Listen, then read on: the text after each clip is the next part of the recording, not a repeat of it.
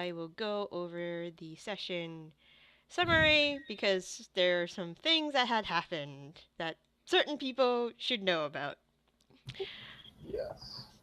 Alright, so after our adventurers had thought through the devil camp with the dinosaurs, they returned to Dragonsreach to see Thane, and Thane and Aron were quite pleased that they were successful. So when Thane went to go retrieve the reward, he got into a shouting match with his ghostly librarian Yolanda, which Ramas happened to sneak, follow Thane after the initial yelling had taken place, and snuck back when Thane went back from his conversation with the ghostly librarian.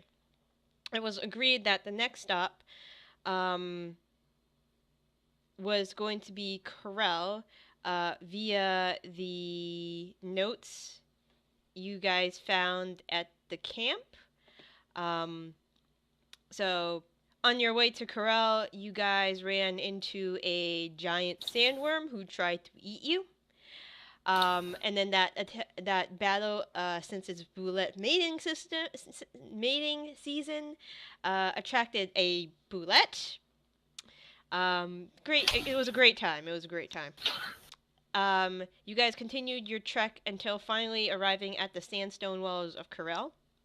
Uh, Fortunately or unfortunately, depending how racist you guys are, there was a burning that was going to take place very shortly as you guys arrived. Apparently, they had captured a human male named Navari who was harboring a female changeling, and both were burned at the stake in the town square. Apparently, this happens weekly by the order of the Eternal Flame. Um, Hwinnil and Ramas, you guys did some investigations. Hwinnil mostly asking a guard about recent events, how much a slave king's head was worth, which you found that was like 50,000 gold or something along those lines. Um, and yeah, so Kilroy, not wanting to take part in the festivities, you had questioned about if there was a local college. There was, but it was Ritlin is more of a liberal arts college, so to speak. And you decided, hey, I'm going to go to an inn. So you decided to go to the Dragon Nest Inn in the government district, known as the North Close district. When you arrived at the Dragon's Nest, you got some food, and you found yourself having your attention drawn to a woman at the bar who was reading The Nature of the Quantum Stream and Its Purpose, a book that Avalarian actually wrote for his kind of like beginner's course in chronomancy theory. After several attempts of trying to show her that, or attempting to convince her that you could do time magic, um, an awkward conversation ensued, during which Ramus had snuck into the inn dressed as a man from southern Robur with a very strange accent, and watched the chaos ensue. After the woman had left, uh, you guys decided to follow her. She made her way to the scabs, the slums, and she was jumped by some thugs. Just as the fight was going to start, Kira, you threw a time bomb in the middle of these rascallions and decimated them all. And a little alarmed slash frustrated, the woman named Kilia led you to her home in the slums, where she revealed herself to be Kilroy's niece, his sister's daughter. She had been tasked by her mother and Tester to help you slash keep an eye on you guys. She happened to be in the area for a while, training / gathering information. Kilia warned you guys that things in Kural are really hostile. The Order of the Eternal Flame pretty much runs everything. Even though the town is ruled by Lady Rika. The first mention of that name you have heard in one of the notes that you had dug up at the Devil's Camp. Lady Rika apparently is a devout woman of the Eternal Flame, though she does not have any. She's not part of the order herself. She's a worshiper.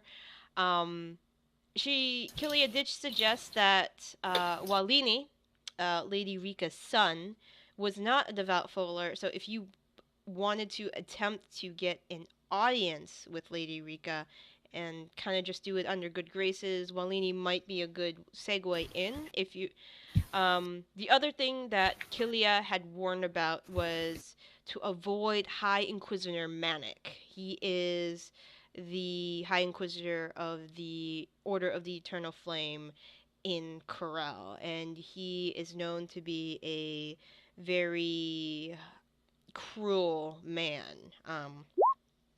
And that is pretty much where we are currently. You guys are still in the scabs at Kilia's house. And is there anything you guys wanted to ask her in general? Or ask her at all?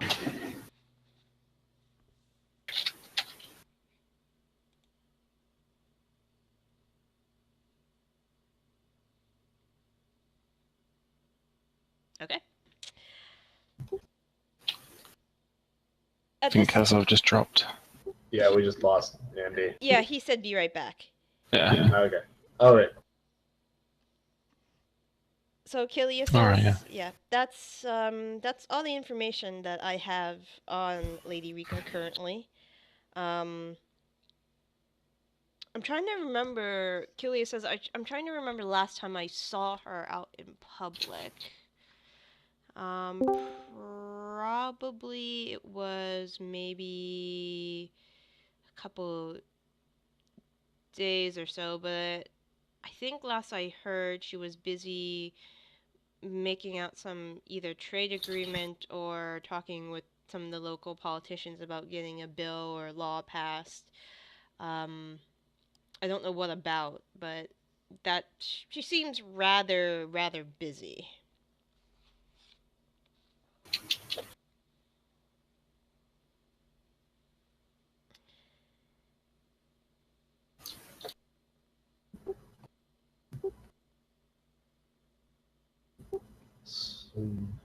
We should still talk to her though. She might need help. She might.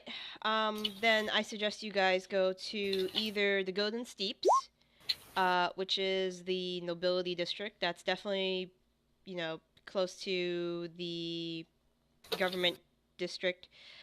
Where she's staying.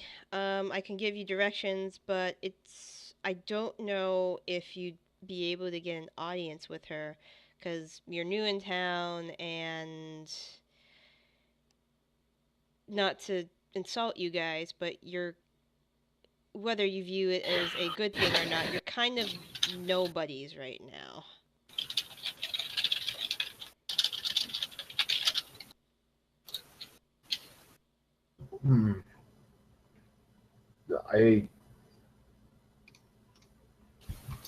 Do we have to be people to talk to her? I mean, so what happened? So from what my understanding is, a lot of these nobles like to make appointments. So you might need to make an appointment with whoever's in charge of her appointments at noble stuff. And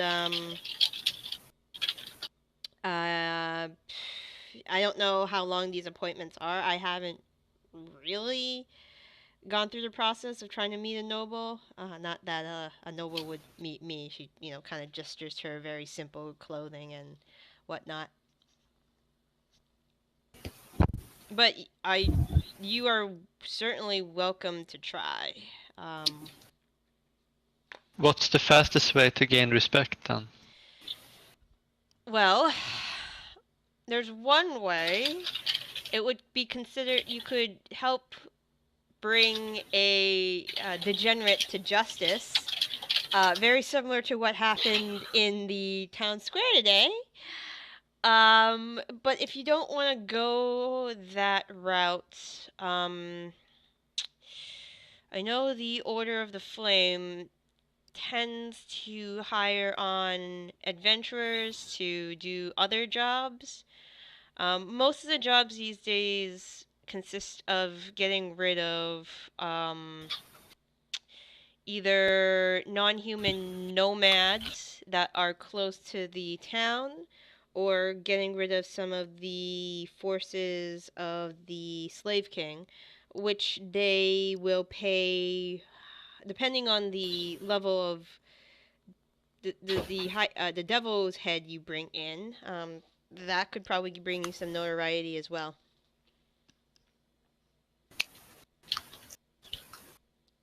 I don't suppose we kept the bone devil head, did we?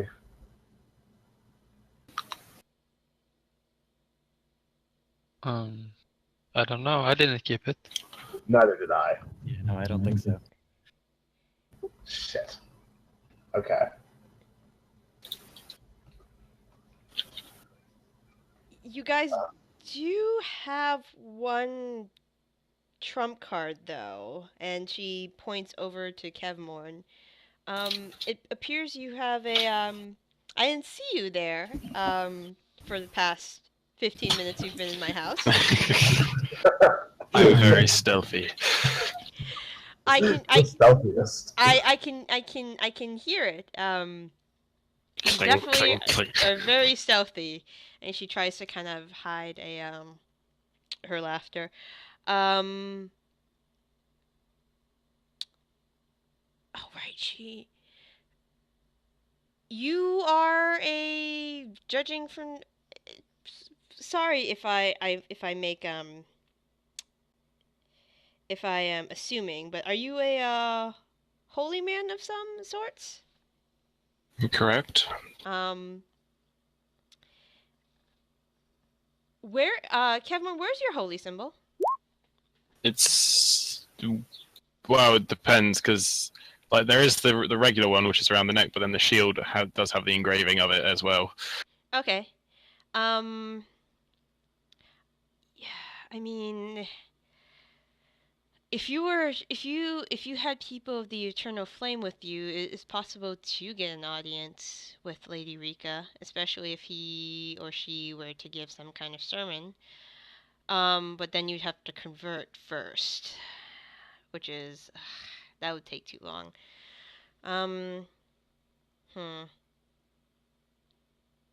Or you could just go up to the house and see what happens. That might be the best idea.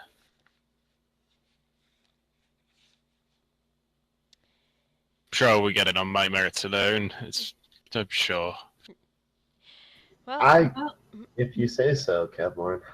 Probably won't. They don't know me in the north. Suppose anyone could just rock up with their armor and stuff and claim to be. So yeah, if you need any more help, or if you need a place to stay and you don't feel like staying at an inn, you're more than welcome to stay here. It's a small space. I realize that, but it's cozy.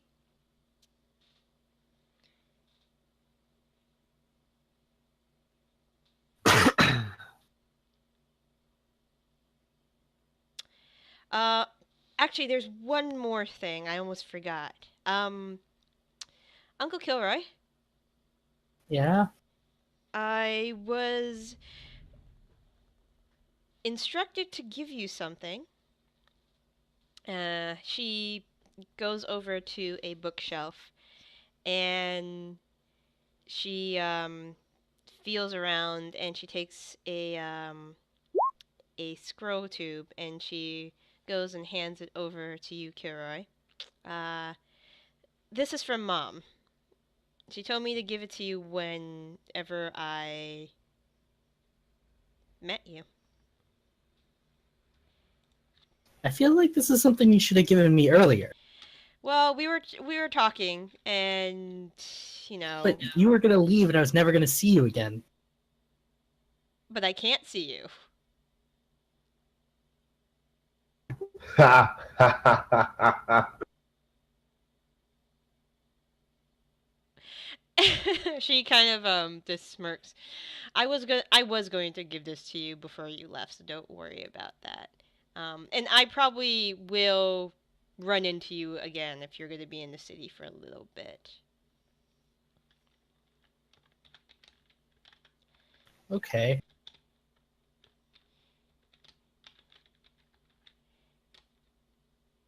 Well, I will read this later. Okay. I will like instantly pocket it, like look put it in the bag, and like look glaringly at just people, just general people, not anyone in particular, I'm sure. Okay. Well, it was nice. It was lovely meeting all of you, especially you, Uncle. I suppose you guys have to go off and do your world-saving things now, so I won't keep you from that.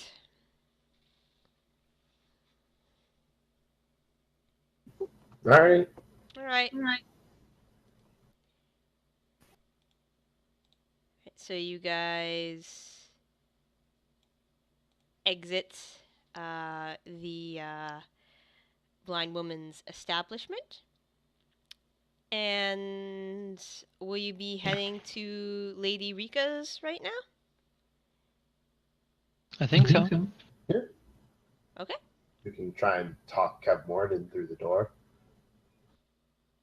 He said be right back real quick. So you guys make your way to the Golden Steeps, the noble district of the town, which is pretty much the farthest away from the slums possible, of course.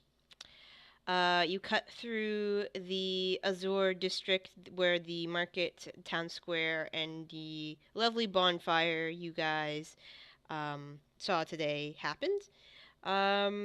Going across there, you head into the nicest part of town, where the walls of most of the houses here are made of more of a granite or a white stone. Even some of the people here that have houses that are made of white marble, if they could afford it. If you ask around, Lady Rika's home is the largest of these houses. Her place is a magnificent white marble establishment with a black iron fence. There are 2 guards in front of the main gate. And when you peek through the gate, you see there are another set of guards in front of the house itself. One of the surprising things you notice is the door to the house looks like it's made of some kind of metal. From where you are, it looks the door itself looks pretty heavy. There's not that much plant life out here because of how dry the climate is.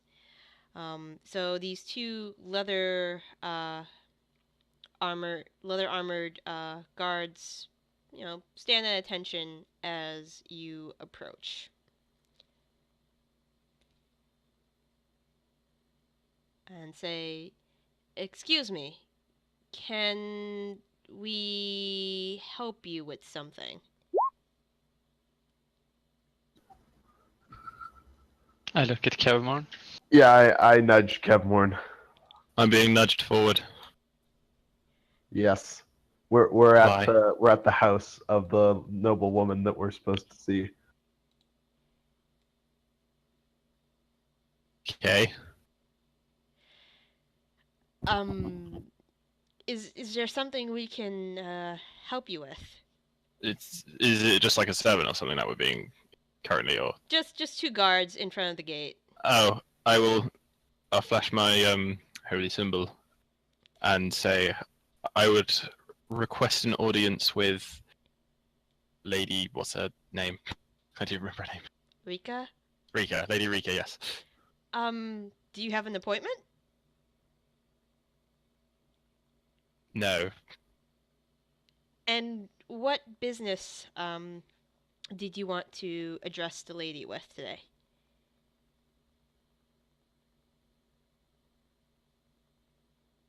Don't know why I'm doing the speaking. I wasn't here.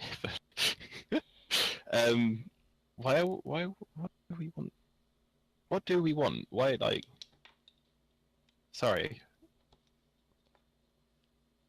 What is it that we do want from her? Like, because you know, I came in, or I missed the last week's. Like, what was like we specifically wanted from them?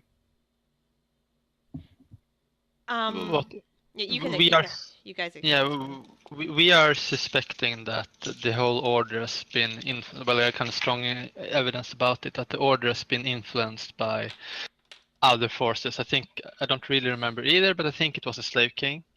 Oh, okay. And they've been infiltrated. We found that note at the camp with all the devils. Yeah. That implies that the Order of the Eternal Flame is being corrupted, and that later Lady Rika is suspicious. Yeah. So So we basically want to show her these notes and tell her that we want to help, I guess. Okay, so when he asks, like, what do we want, I'll say it's a matter about the order and how it might possibly compromised, and how there may be forces within it that are not truly loyal and not who they say they are. Make a persuasion check. I'm good at those.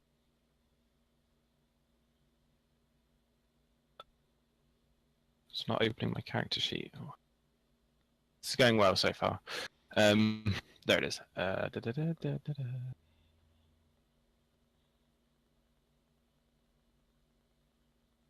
Okay.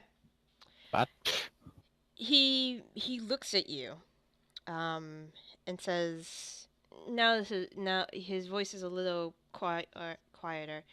That's a very strong accusation you're making. And he looks at the other guard and he says, go see if she'll. And the other guard, opens the gate, runs towards the house, and you guys stand there awkwardly with this other guard for probably the next 5 or 10 minutes. Just in awkward silence, waiting for his partner to come back. And when he does, his partner says, the lady says to send them up right away. And the guard that you were speaking to, Kevmore, looks a little confused, but nods and says, "Well, you heard him. If you would step through the gateway, please. Go through the iron doors through the house. Lady Rika will be up the stairs on the first door to your right. You have a good day now." And he opens the gate for you guys. sirs, Yes, sir. I would deeply appreciate it if you could refrain from letting people know that we were here, and I'll slide them 10 gold apiece. Okay.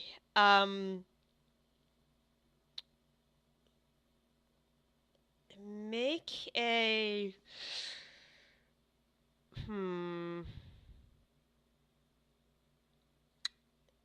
let me see.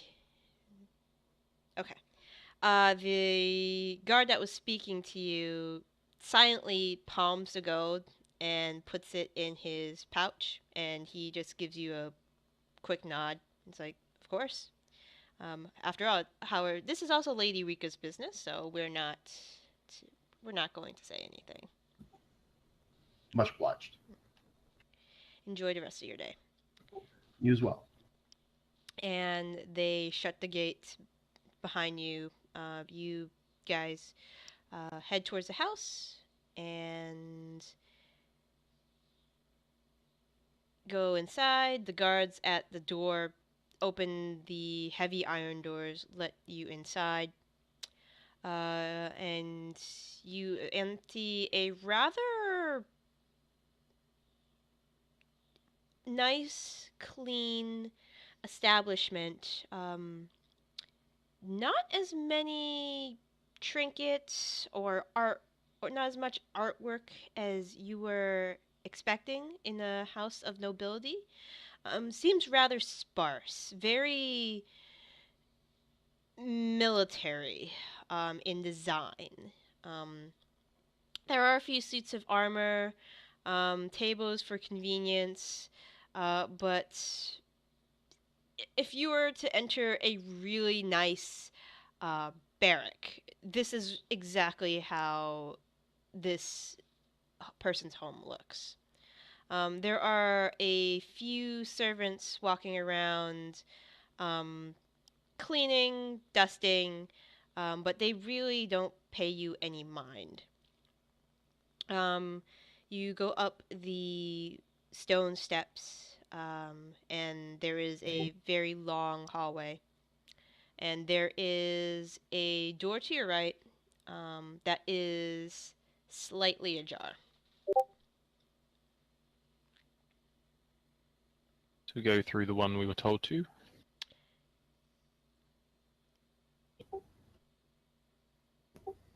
Yeah. For once, we're gonna follow. Actually, do what we're supposed to do. Yeah. Exactly. It feels refreshing. Ramas, stop taking everything not nailed down. I didn't touch anything. No, it's just yeah, and then he's just like got a vase in his coat, forks. Just I don't know what you mean. Ramas is a better class of thief. He's Okay. not gonna steal the silverware. Go on. Unless there's Wait, no I'm way to fine. argue. So you guys go through the door to the right. So you just go straight through? Yep. Okay. Oh, well, knock first. All right. Okay. So you guys knock on the door, and there is a gruff voice from inside that says, "Enter." We enter. All right. As you guys enter, there is a dark-skinned woman inside. She appears to be in her 50s. She has hair that has been braided tightly against her head, like in cornrows.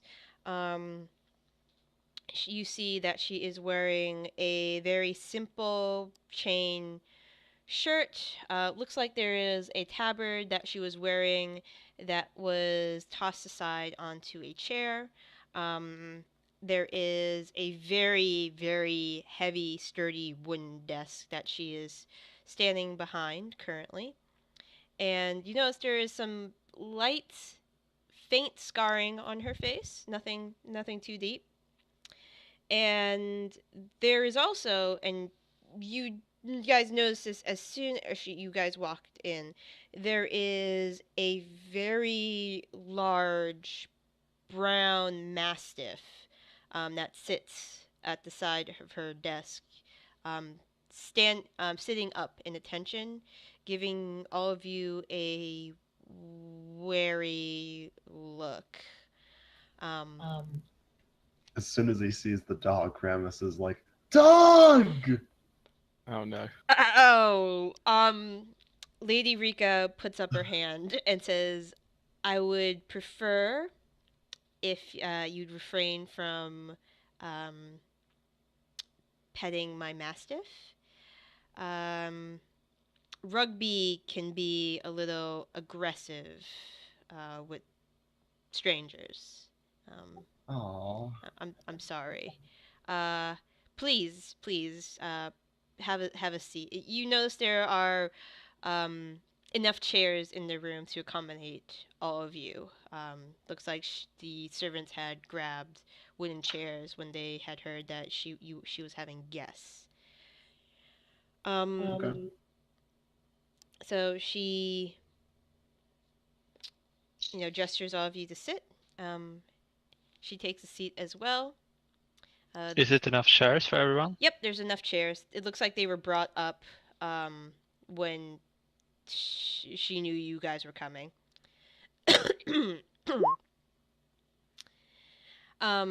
Rugby, once you all take a seat, goes to his mistress's side and takes a seat, and she scritches him behind the ear, and he doesn't show any signs of enjoying the scritch, but he just keeps his focus on the five of you.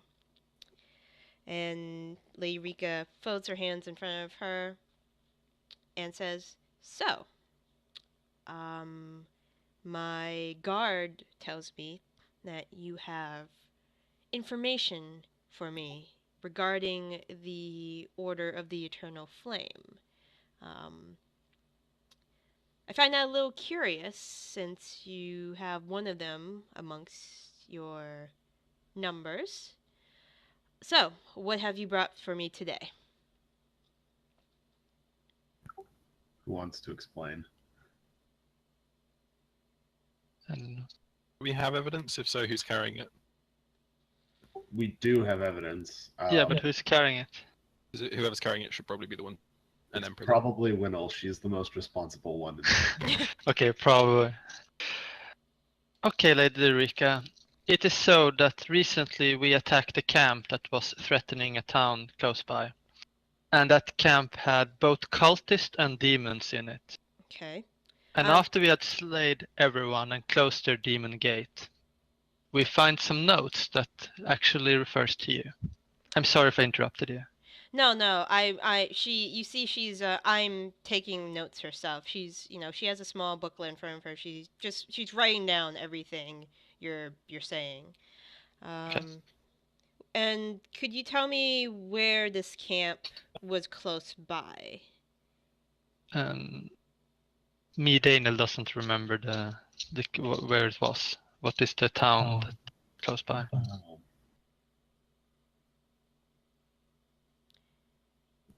Wasn't it Dragon something or other? It was Dragonsreach. Dragon. Okay. There we go. Okay, then close to Dragonsreach. So you're the guy. So you're the individuals who got rid of Camp Fury, huh? Yes. Interesting. I see.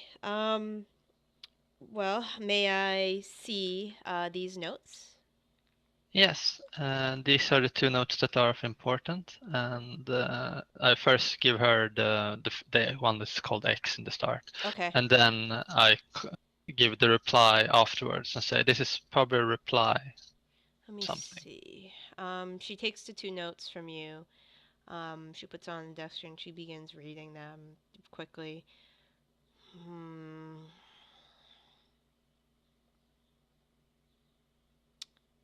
Well, these do look... This does look very... So this does confirm my suspicions. Damn.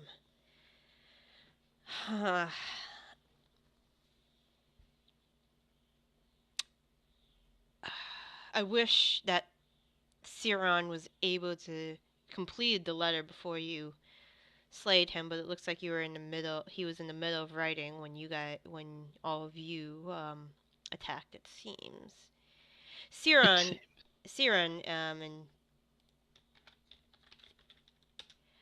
that is, I assume that is the individual C who signed his name. We learned of his name some weeks ago. Our intelligence intercepted some communications between Camp Fury and another camp that's a little further away from our location. But I see. this deeply concerns me, and perhaps my son was correct in saying to me that we could no longer trust the Order of the Eternal Flame.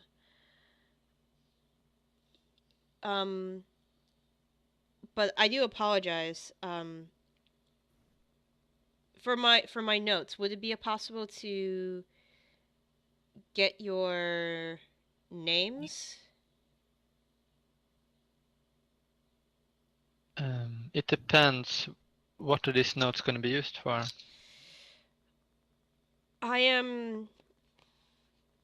So my intention, eventually, is to present my findings to the military council.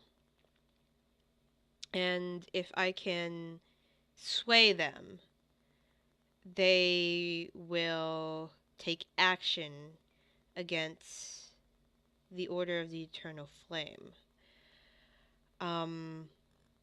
If I merely tell them that some adventurers, not citing my sources, told me this information, it might... Can't you just use Slayer of Camp Fury? I could use Slayer of Camp Fury, but they're eventually going to want to talk to you themselves.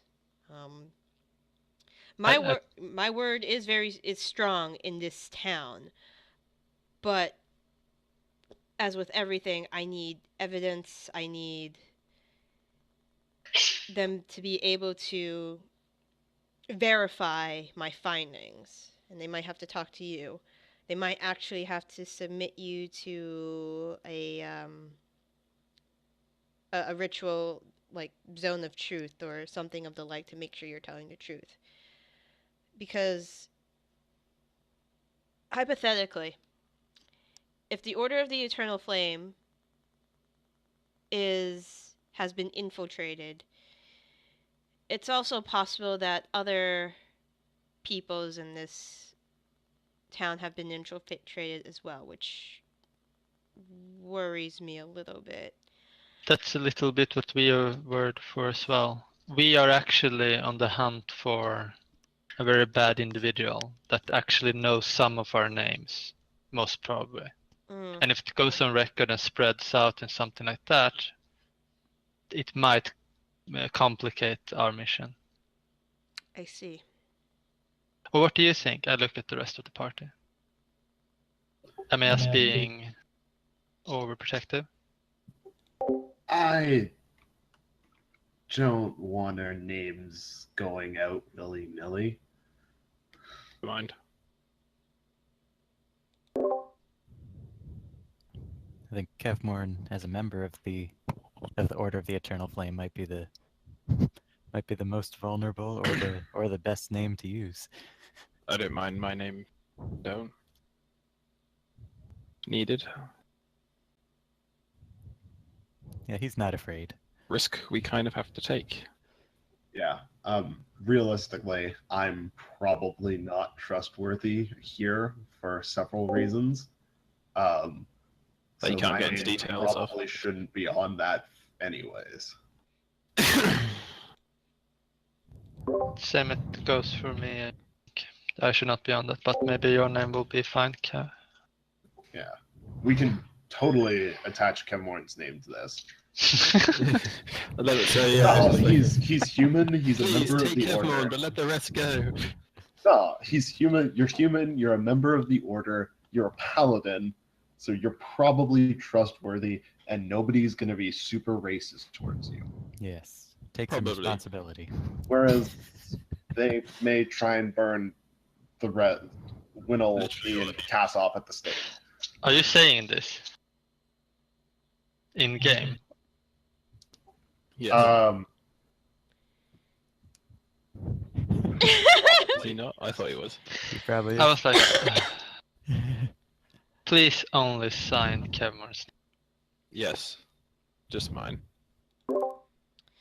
And I'm curious, Lord Kevmorn, how do you feel about the situation since it involves your order specifically? The north, or my order, is from my order. Where I was based is is in the south and not here. Their policies and their tactics are quite different. Not really that big of a fan, to be honest. And Randomly burning people is not what we're supposed to be.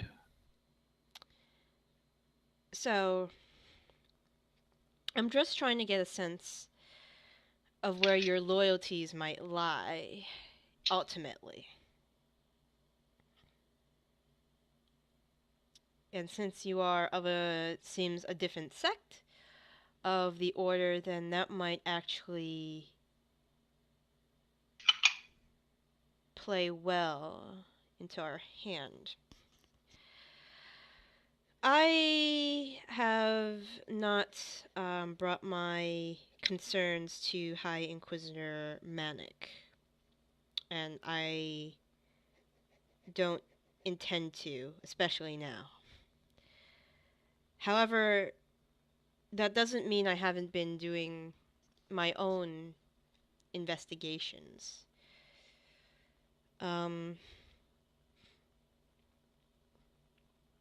I have been tailing, or my employees have been tailing a few acolytes of the Eternal Flame recently.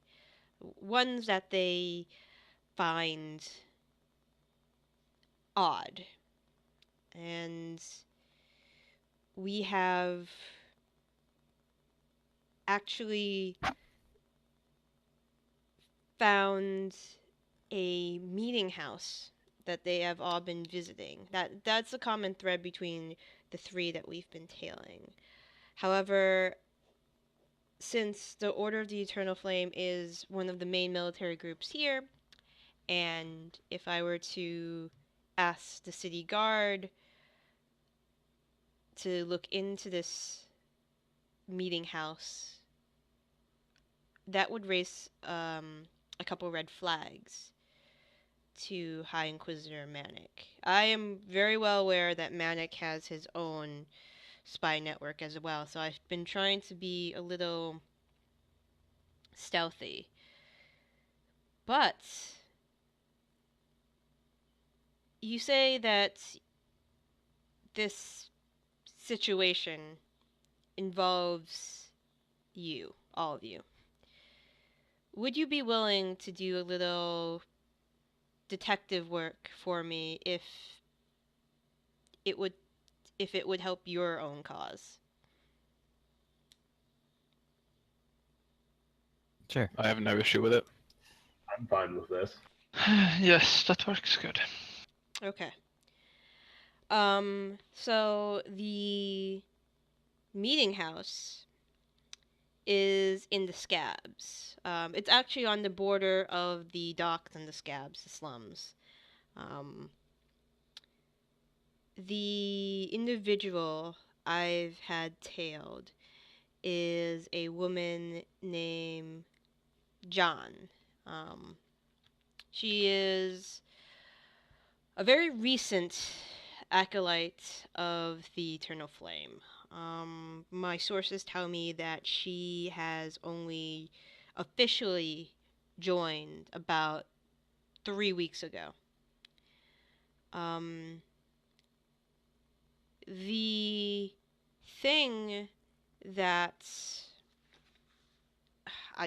in so many words or less, gives her away is that she has been very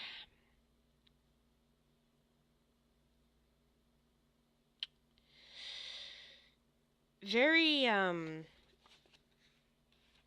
what's that word I'm looking for? She seems very removed from the current Order of the Eternal Flames activities.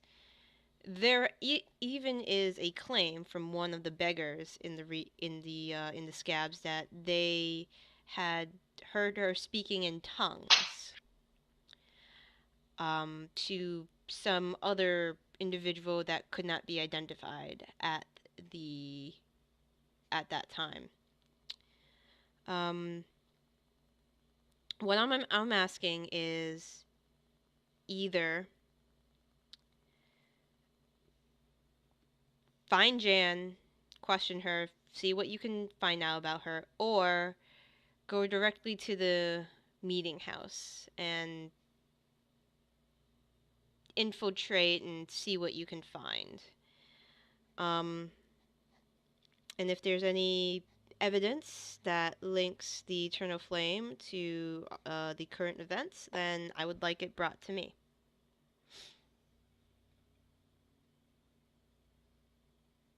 We can do that. All right. Or you can do both. If Jan happens to be at the meeting house, I suppose it's that Eastern saying to kill two birds with one stone. Indeed. All right. That would be even easier. No actual killing, Ramas. No actual killing. Maybe some actual killing. All depends. See how we go. Okay. I would prefer if We didn't. well, I would prefer if you kept I don't want you guys to to seem suspicious. If Jan happens to go missing, then that might throw up some red flags for the order, and we can't have that. I'm working on the assumption that if the order finds me not unagreeable with their standing, they might accuse me of certain things and get enough people on their side, and I might end up in the square, like the individuals earlier today. I assume you've heard of. Yes. Understood. They have a lot of power in this city, arguably more than I have, especially with their large following. So that is why I'm being a little cautious now. So I will give you the location to the meeting house and give you a description of what Jan looks like. She is a petite woman with blonde hair, blue eyes, which is rarer in this area of Robur. Most individuals tend to have darker hair and darker skin. She currently wears the colors of the order, blues, reds. She looks like dressed as a typical Order of the Eternal Flame acolyte. The most notable feature about her is that she is missing a pinky on her left hand.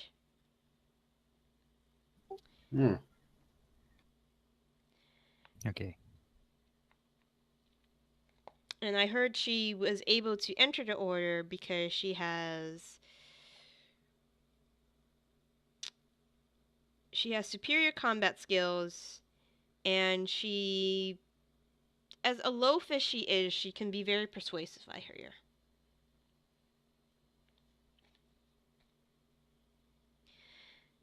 So that's pretty much all the information other than her strange activities that I know about her. I don't know where she's from.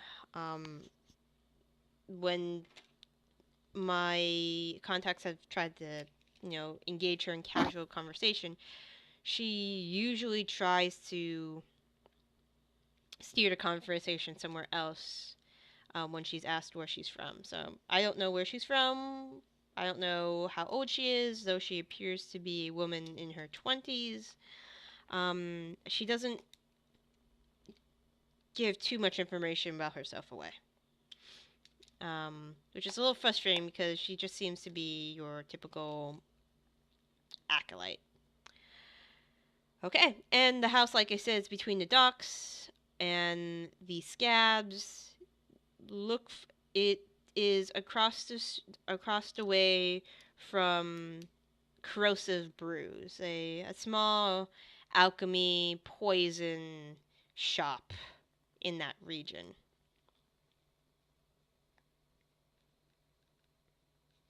And the windows are boarded up. It looks like it's been abandoned for a while. Oh, appears to be abandoned, but we know it's a meeting house. All right. All right. Right, we have our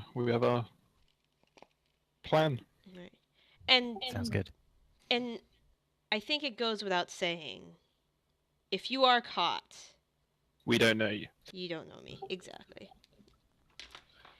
I see that you are well acquainted with this business. Big if. We won't get caught. It's fine. I hope you don't get caught. Well, so just to keep up the little ruse, I'm gonna have my guards pretend to throw you out. They might be a little rough on you, but just to keep up. Appearances. Exactly. Would it help if we screamed like we were crazy people? Ramas, you just want to scream like you're a crazy person, don't you? That's not the point. Would it help? Maybe. I mean, maybe one or two of you scream about the end is near and the apocalypse is coming, and I think people will think you're crazy enough. Can we get back those letters just for our notes? Oh yes, please. Okay. She does a quick just copying what they said and just putting them in her little moleskin, and she hands the letters back to you. What's your stance on magic, by the way? So, magic is fine in the city. There are two types of magic in the city that are viewed as evil. Anything dealing with demonology, mostly summoning magic of demons and monstrosities and whatnot. Also, I'd stay away from attempting to raise the dead if anybody has a speciality in that. And other than that, divination, divine magic, enchantment, illusions, they're usually fine. Just don't go throwing fireballs in the town square, and I think you'll be okay. So just fireballs. She just looks at you with this steely look. She is not cracking a smile. How high up are we, by the way? You're on the second floor. So like 16 feet? Roughly. So I could misty step to the ground and not be like jostled by guards. Well, people might see you in the courtyard. Damn it, I don't want to be jostled. Just be thrown out with the rest of us. Come on, it'll be fun. We never do group things together. Come on. Have you ever been thrown out before, Kilroy?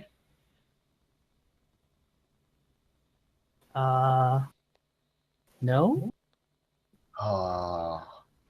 We gotta get you thrown out of your first place. Let's do Wait, this. no, we got thrown out of that bar. No, we actually never got to the throwing out part. We actually I threw think you them guys out. kind of just left that bar. Well, I left because I'm reasonable, but you were getting thrown out. Right. Anyway, Anyway, is it okay if I talk a bit to your dog? Sure. Knock yourself out. I cast speak with animals. All right. You cast speak with animals. Yeah. Rugby looks. He's still surveying the 5 of you. Yeah. And I say first to her, what is his name? His name's Rugby. Rugby. Then I say in his language, "Hi, Rugby." Or do you want to be called like that? Rugby. One of Rugby's ears perks up. Rugby good. Mistress calls Rugby good. Okay. Is she good with you? Mistress feeds me beef bones every week. Rugby like beef bones. is all we hear like bork, bork, bork, bork, or something? You hear kind of like a growling, sort of a low growling coming from Hwinnil mixed with some warping kind of effects, and you just see kind of Rugby going kind of almost in the same manner. Fantastic. So she haven't hurt you anything? No, when Rugby good boy, Rugby get reward. When Rugby not good boy, Rugby gets put in kennel, but only for a short time. Oh. Have you attacked anyone by order of Rika recently? You see he's thinking hard. Rugby mostly growl at intruders or strangers. Rugby can't think of last time Rugby accidentally bit one of the leather men. But Rugby here training exercise. I see. I'm gonna approach you a little. Don't be afraid. All right, he kind of does a little nod. It's just so you can get a clear sense of my smell. If something happens to Rika, try to find me. Rugby understands. Rugby will find wood smelling woman. That's good. All right, thank you. You've been a good boy. And then I pet it a little bit. Rugby leans into the pet. And then for a split second looks back to his mistress and remembers, crap, I'm a guard dog, and he straightens back up. I see. I don't push it then. I just smile a bit. And then I look back to Rika. Thank you. No. We can get thrown out now? Yes. There are 4 guards that enter the room, and Lady Rika says, if you want to maybe mess up your own hair, I just make it look like you've been roughed up a bit. And you see the guards start, tilting their hats a little and just, adjusting pieces of armor to look like they've been in a little scuffle. And Ramus dishevels himself. Okay. I do too. I do that too, but I make sure that my ears are not visible. Okay. Anyway.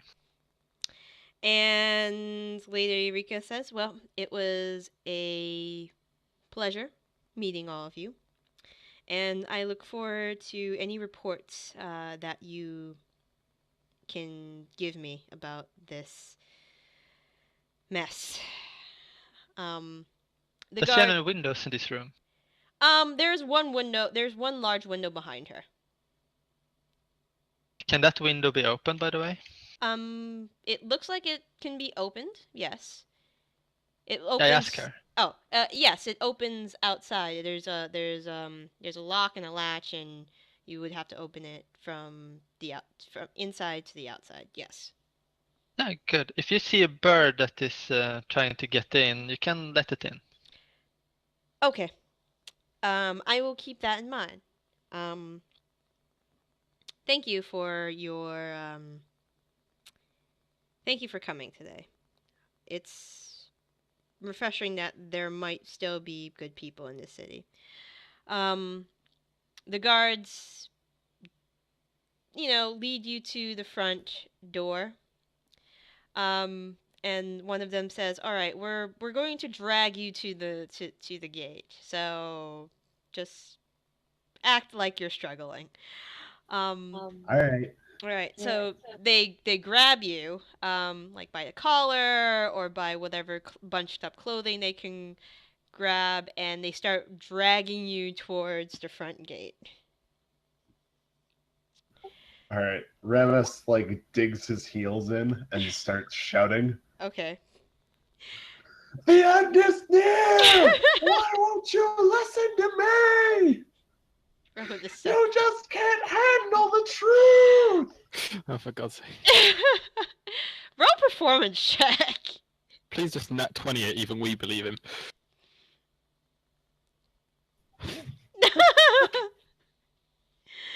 So several servants and guards, turn their attention as this crazy man starts yelling about the end is near, the apocalypse is coming, hell and, Sodom and Gomorrah is going to, come down, raining hellfire.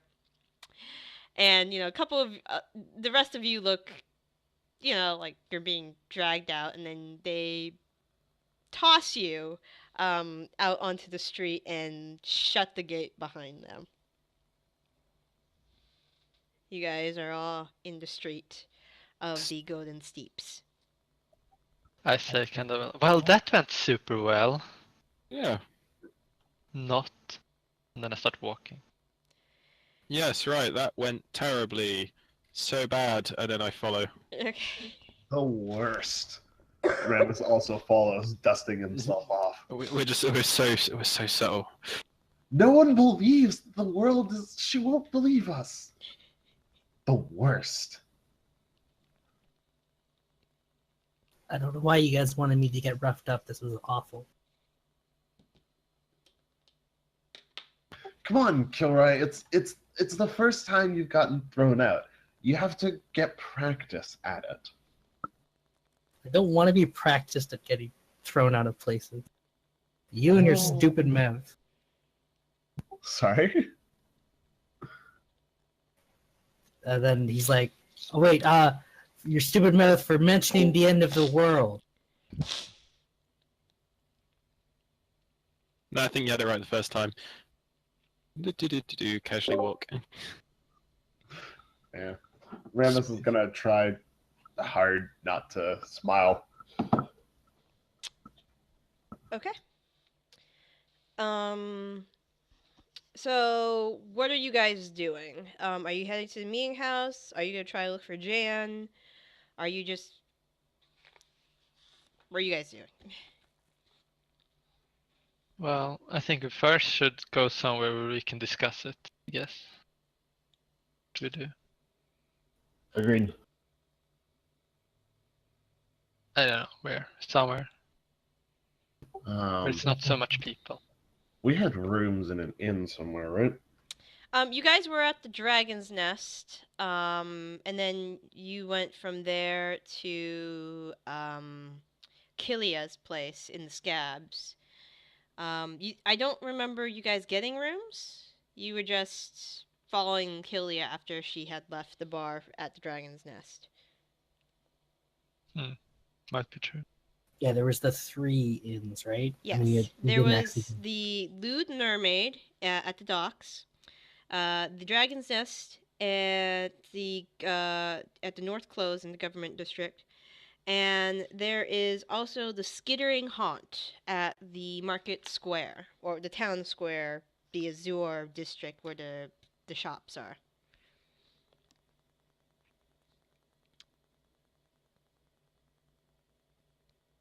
So you guys have your pick of those. The old man behind the counter at the Dragon's Nest was pretty nice, right? Yeah, I mean, he was cordial. I'd go there again. Yeah, sure. Okay, you guys head back to the Dragon's Nest. You were only there maybe an hour or a couple hours prior, and he notices you guys and just waves in acknowledgement. He appears to be just cleaning off tables at this point. The Dragon's Nest is rather empty. It is kind of mid-afternoon still, so lunch is done. It's that lull between lunch and dinner that there's not too many people. And there are a couple maybe older folk, a couple old men, couple older women having a snack and drinking, but other than that, it's not too crowded. Okay. Well, we guess we approached the bartender. All right. Ah, you're back. He motions to Kilroy. What will you all be having? Rooms. Rooms. All right. Well, will it be 5 rooms, or will some of you be sharing? 5 rooms, right? And I look back at the rest. 5 sounds right. Yeah. Yeah, 5 rooms. All right. Sounds good. All right. Second floor. So how many nights? At least 2 nights, I would say. Probably longer, but we can pay for 2 nights in advance. All right. 2 nights in advance, 3 gold apiece. That will be 3 times 5, 30 gold for the lot of you. I gave her 30 gold. Him, I mean. Okay.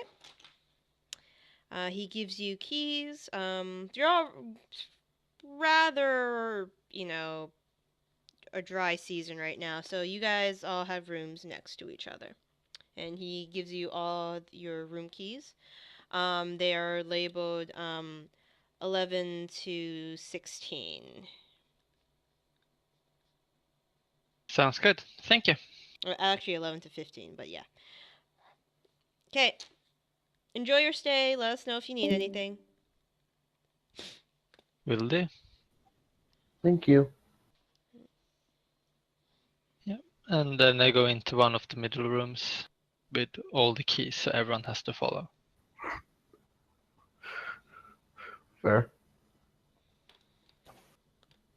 Wait, you just take all the keys? Yeah, I take all the keys and start going up. Therefore, the animals they didn't refer us. No, but I'm like looking at you. Come, let's go up. All right.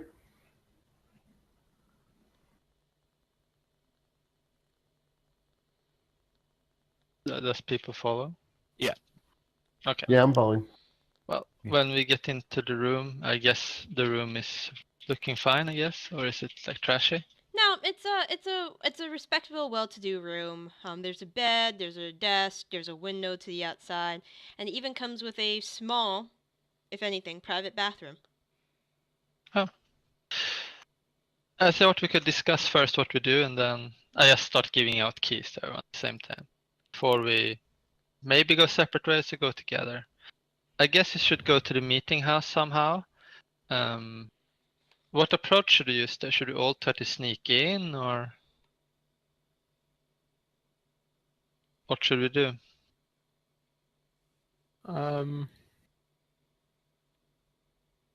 Well, which do you reckon would be better? Or easiest? Probably get the easiest one done first. That way, if things go wrong on the second one, we can avoid. Sure. Well, Yeah, I'm trying to think of how secret we need to be. I suppose we're not invited, so No. it would be tough to blend. Yeah. We need to be stealthy how we do, but it's either to have all go in or just some and rest standing close by. There's also a way to like I transform into an animal that can listen in kind of carefully while the rest is nearby or something like those things. Or Ramas sneaks in. No one sees Ramas anyway. No. Yeah, those are good suggestions. I don't know.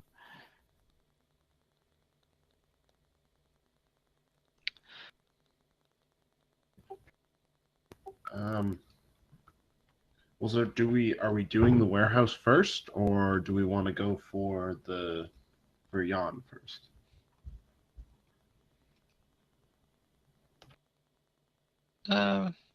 I thought about doing the warehouse first, but maybe the other way is better. I don't know. So if we go for her, we can probably get more information about the warehouse, but she might warn them if we don't do something with her. So Yeah, I was thinking more like go to her to Syrian more directly if the warehouse doesn't work out, if we don't get any useful information. that's fair. And for the same reason, said it's risking it if something we go to her first and she can like warn or something like that. Okay, I'm fine with doing the warehouse first. Sounds good.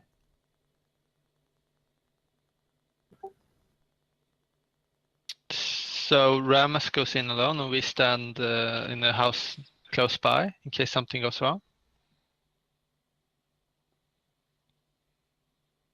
you reckon you can handle it, Ramus? Yeah.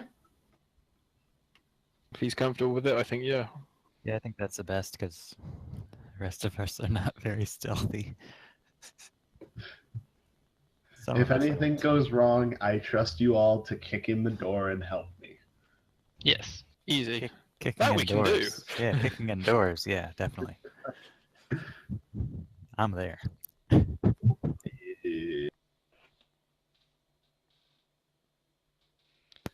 All right, we should probably wait for nighttime to actually go in, but I kind of want to take a look just at the outside first. Okay, you go scout it out. Sounds good. Sure. And we can find where you guys can wait to kick in the door too. Good plan. So team outing to the Warehouse. team trip to the warehouse. Yes. Yep. Okay. Let's go. All right. All right. I'm not doing anything. Not doing anything special for stealth or disguise myself. Just going. Okay. So Just hide in my ears. okay, you guys are just going to the docks slash scabs intermediate area and just taking a look on the outside. Yeah. Okay. Yes. Sounds good. I'm looking for like ways I can get in and stuff besides any obvious doors. Okay. Ways I can get in, any nearby buildings that I can use to like, or any nearby buildings, anybody who's going in or out of it. Okay. All right. So you guys head towards the docks, and it doesn't take too long for you to locate the meeting house. If you ask where Corrosive Brews is, they will tell you, man, it's down that way, past the fish marts, and up a side street. You can't miss it. So you guys head down there, and it's a quite packed area because the slums are very close by. The meeting house appears to be a rundown shamble, a 2-floor rundown shamble. There are 2 buildings alongside it. The building to the right of the meeting house is 1 floor. Building to the left of the meeting house is 2 floors. Okay. Both look like they are still lived in, so appears to be like they've been kept up as well as a house can be in this area. The meeting house has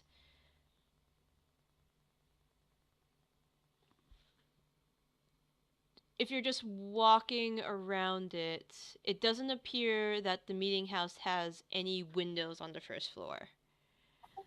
What about on the second floor? On the second floor, there are 2 windows in the front, and there are 2 windows in the back. Okay.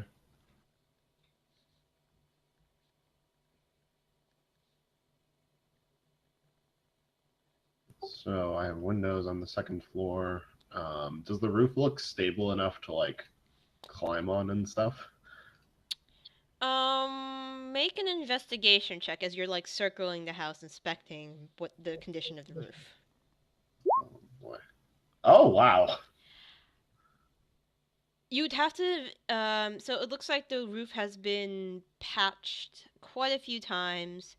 There are even some holes in the roof, but if you stand in certain areas, it looks like you could get pretty good footing and you probably wouldn't. There's parts of the roof that look like it hasn't been rotted through, so it looks more or less stable for somebody who's like fleet of foot like you. If you were gonna put somebody like Kevmorn up there, you run a lot more risks. All right. Okay. Is there any house except those just next to it? Those 2 on the outside of them are the other houses that there's no one living in? There is the house on the right next to the house on the right. It looks abandoned. There are windows that are boarded up. The house next to the house on the left looks like it is a multi-family established like housing unit. And from across the way, you have Corrosive Brews, which is the alchemy shop that Lady Rika had mentioned. And both of the houses on either side of the shop look like they are well lived in. Alright, I guess so you can go to maybe that house that is abandoned. Be there. All right. The abandoned house, a house away, one house away from the meeting house, is the door is boarded up. It looks like this house had suffered fire damage. There are charred bits of wood on the outside, and whatever stone brick masonry was done to the house looks like it has been blackened by a fire.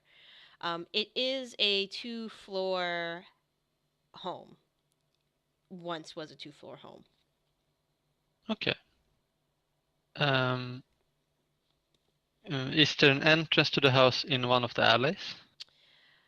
You guys, you circle around the house, and there isn't a entrance in the side, but there is between between the house and what looks like to be a very crude fence.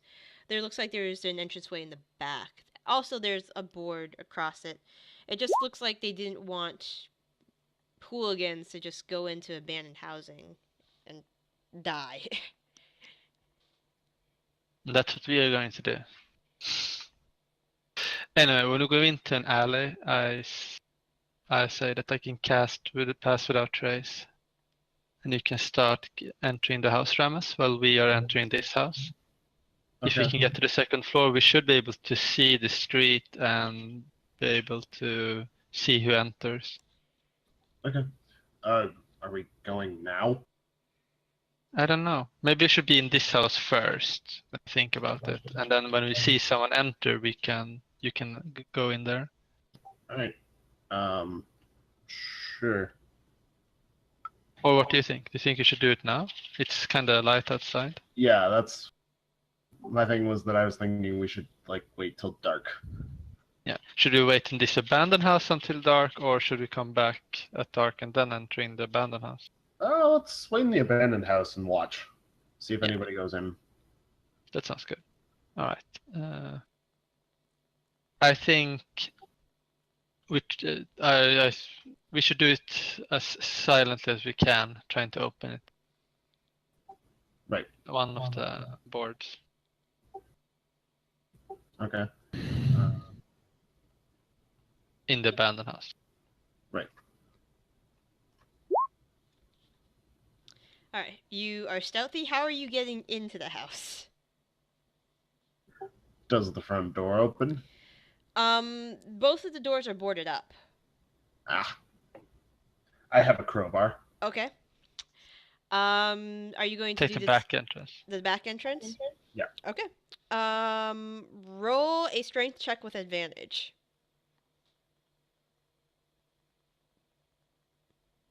Ah. Okay, so you nudge the crowbar in there, and it's actually really easy to pry the wood off of the door. It looks like this house has been boarded up for some time, and the board has been exposed to a lot of weathering. So it just kind of pries right off. It looks like there is rotting wood. There are a cascade of termites and termite eggs that fall to the ground when you rip the board out from using the crowbar. Oh, yeah. And the door, it leaves the door just looks like the only thing that was really holding the door in place was that board of wood at the nails. So the door is, when you rip open the board, the door is slightly just swinging a little bit. Looks like there's no lock to be seen. If there was one, it's long been gone. Okay. We're gonna wanna I have string and stuff. I can tie this closed so it at least doesn't look super sketchy. Yeah. All right. You can definitely do that. Door's at least, closed. It might not be boarded up anymore, but it's closed. I use mending to make the hinges work and things like that. Okay. Awesome. Okay. Yeah, you use mending and you repair some of the damage to the hinges, and it shuts properly, sort of. It looks like if somebody tried to kick in it, it'd swing freely, but for now it's just closed. Yeah. I will go first to the stairs to go to the second floor, and I will be very careful and use mending on each step before. I'm trying to repair the stairs very slowly so no one will break through and go. Yeah, Go through? if it's rot. Oh, yeah, yeah. if it breaks, something like that. If it's very rotten and stuff like that. This house smells like mold, and smells like several things have died in it, and there are curtains that look like they've been eaten by moths, and there is whatever metallic bits were in this house are rusted over badly. You go over to the stairs, and there are a couple stairs that are missing a board, so you'd have to step over their steps. A few of the steps are rotting a little bit. So yeah, you go and you perform mending, and you do it enough that you think, yeah, Kevborn can probably step on the step and not crash through. Good. Probably. Probably. I'm starting just using druidcraft as well to like change the smell and to make stuff less moldy and things. I'm like starting to work out so we can actually be in this house for hours without like dying. Okay. So you start pouring druidcraft, and you tidy up the house as best you can. This decrepit structure. And yeah, you get into a state where you can probably stay here for a few hours without gagging. Yeah. And I just keep druidcraft going for the smell and stuff like that.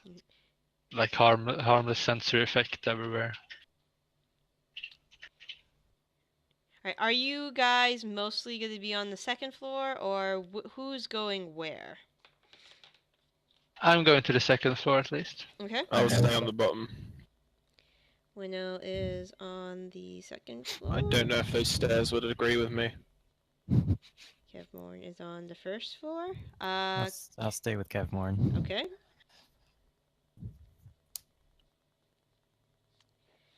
But I'll try to be listening sort of actively. Okay. Yeah. Ramas, are you first or second floor? Second. Second. And Kilroy. Second floor, I guess. Second floor. Okay. All right. Roll. I need everybody to roll a perception check.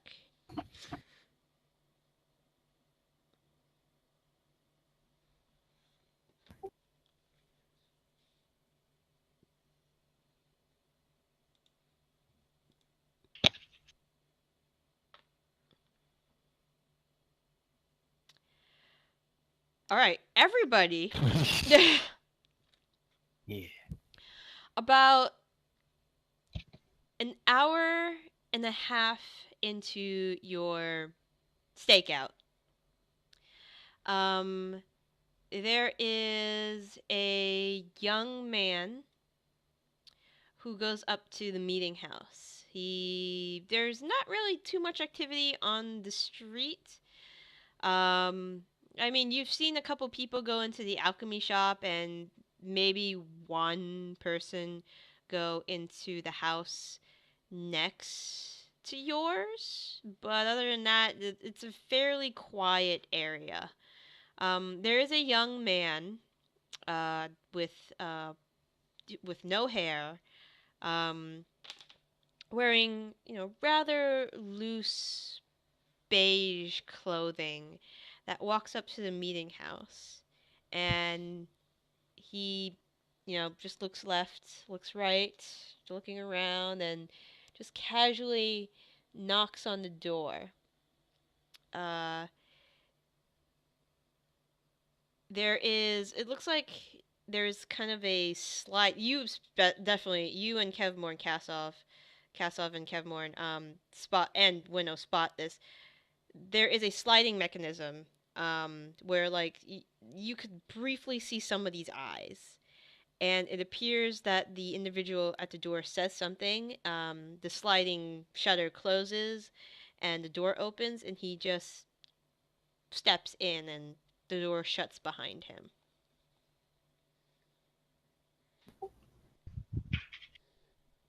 Okay, there are people inside. Okay.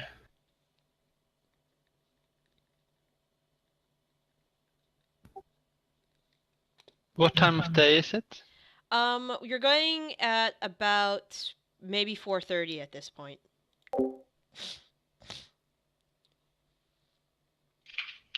Do you want to wait till later, Ramas? Sure.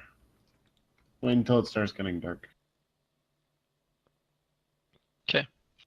And if somebody else comes along, let's see if we can hear what they're saying. Yeah. Well, I could turn into a bird and fly and be outside. See if I can hear through the windows. That maybe is not suspicious. Yeah, no, that could work. Just let's not do it until somebody else starts coming. But it was someone that opened the door from the inside, right? Yes, there was somebody who let this person in. Yeah.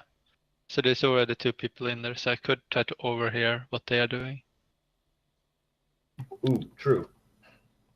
I don't know. Up to you. Okay. What kind of birds have I seen in these areas? I am glad you asked. All right, so the type of birds you've seen in these areas range from roadrunners to burrowing owls, common ravens, mourning doves, tiny hawks, things that the raven is pretty common. The mourning dove is pretty common in the city and towns. Is the raven common in cities? They're kind of like every once in a while you'll see one, so they're not out of the ordinary. Okay, but I take to dove then, if it's more common. Okay, mourning doves are pretty common around here. All right, so you turn into a you wait for somebody to come first. Everybody roll one more perception check for me.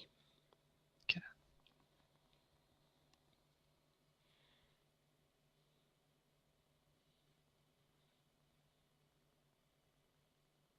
All right, Hwinnil, you're the only one who sees this. There is one more individual that comes up, a blonde woman in her 20s that walks up to the door and she begins to approach the meeting house.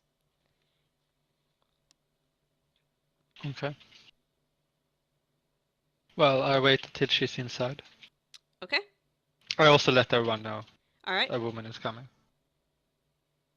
Right. And then I turn into a dove. And fly. Okay. All right. I'm Level walking. 8 things. Cool. Cool. So you fly towards the house. She's just getting to the house at this point, and you kind of, are you going to be, like to the side of the house on the ground level? Are you perching yourself at like a windowsill? I think in a windowsill. Windowsill? Okay. Trying to act natural. All right. You park yourself in front of a windowsill and start just pecking around, doing dove things. And the woman approaches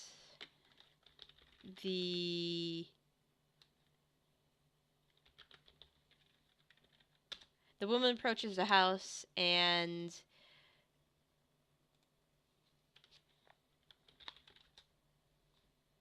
you hear her knock, and then a few moments later there is that shutter that you hear the shutter slide open, and you hear a very gruff voice from behind the door say something in Infernal. And the woman responds in kind. And the person opens the door and lets her in. You have a brief glance at her. Actually, roll a perception check. I must check what the bird has in perception. No, I have my own. How it works. Oh, it's only sight to get advantage anyway, so I just roll my perception. She's missing a pinky on her left hand. Dun dun dun. Could be a common occurrence around here, though. In like everyone is missing a little. It was the worst description because it's like when you become one of these Templars, you need to sacrifice it. Go on. That would be so fun. Yeah, in the west, in the east is your middle finger, in the west is your Yep. pinky. Yes. Yep. They are really all that has been. But yeah, you hear that brief exchange in Infernal, and then she's let in.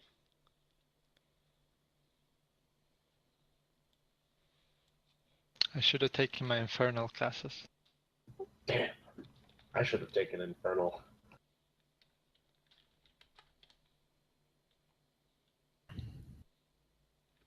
Well, I'm trying to locate where they are going to have the meeting or talking to each other and try to be on the window ceiling close by. Okay. So the windowsills are only on the second floor. Yeah. So hopefully it's on the second floor. Roll one more perception check, so you can locate steps. You definitely hear them you hear very faint footsteps on the first floor, but then you hear them moving away. Like going downwards. Like going downwards, exactly. I fly back then. Okay. And I turn into Hwinnil again. Inside the house that everyone is waiting. Okay, the girl is in with the missing the fingertip is in the house, and they are actually moving downwards into a cellar or something. So I can't really listen in if I am going to be a bird. Okay. I guess that means I have to go in. I think so. All right. Let's do it then. All right. Just for lucky charms, I cast Pass Without Trace. There we have it. Boom. Much appreciated. Okay. All right. So I can't go on the ground floor, or I could, but probably isn't the best idea. Hwinnil, did you hear anybody on the top floor? I didn't hear anyone, right? Yeah, you didn't see anybody through the windowsill, and you didn't hear anybody. No, it looked Okay. empty. I didn't see or hear anyone.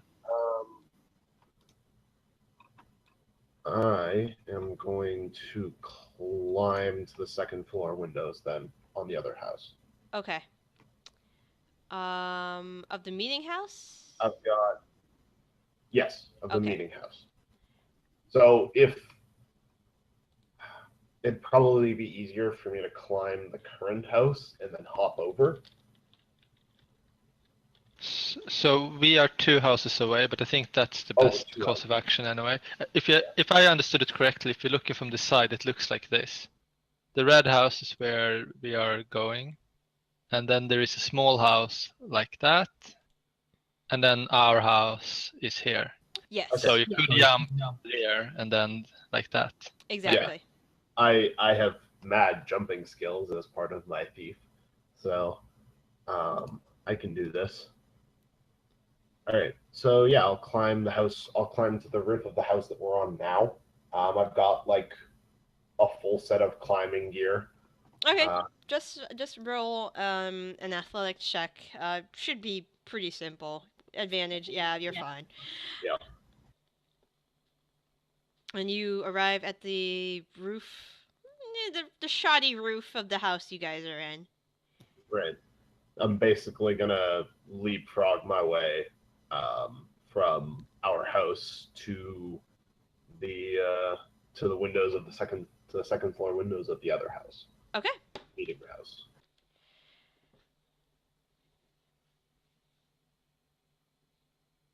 How are you leapfrogging? Are you literally going to jump?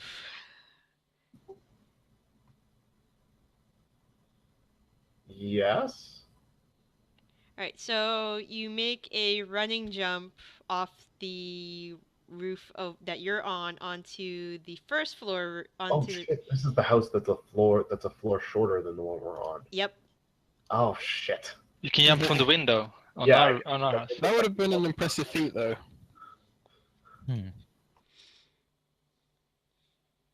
So yeah, I can jump from the second floor window then. Take a nice running jump through there, and then take another running jump to the other house. You do realize the windows that you saw on the second floor are in the front and the back of the meeting house, right? Not on the side. Ah.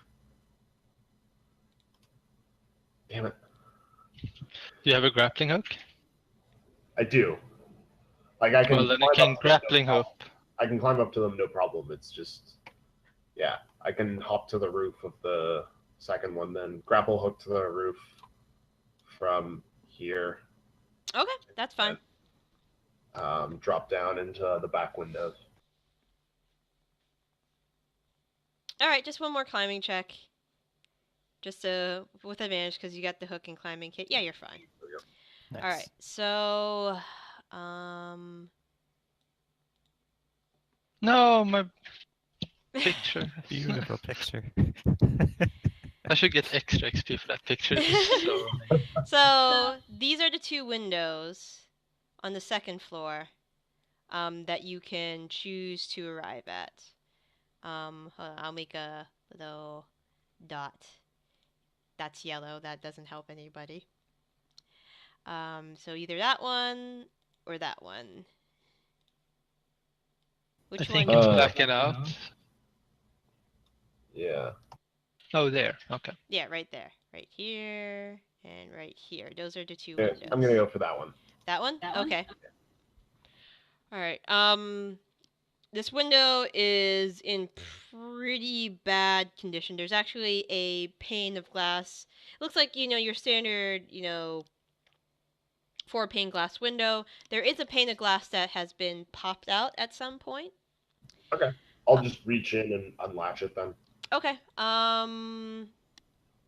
Reach in, unlatch it. Let me also show you what it looks like because you can clearly see it from where you are. So it looks like there are 2 beds in this room. There is also a door that appears to lead out. And All right. I'll get your character so we just kind of roughly know where you are. That would be appreciated. Okay, there you are. All right, so you go in. You have a stealth of probably 1,000,000, I figured. Safe assumption. 31. Okay. Wouldn't it be 41 with the... This is with pass without trace. Okay, I this is rolled with... a 10. Okay. Alright, so you are stealthy as hell. Roll a perception check.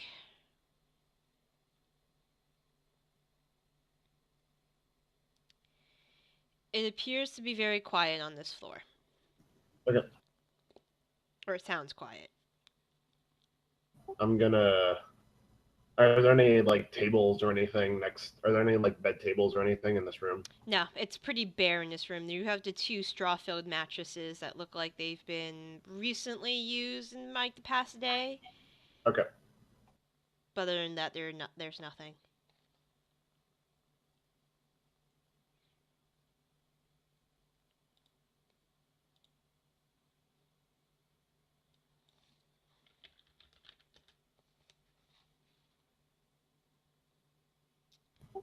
I'd like to open the door. Yep.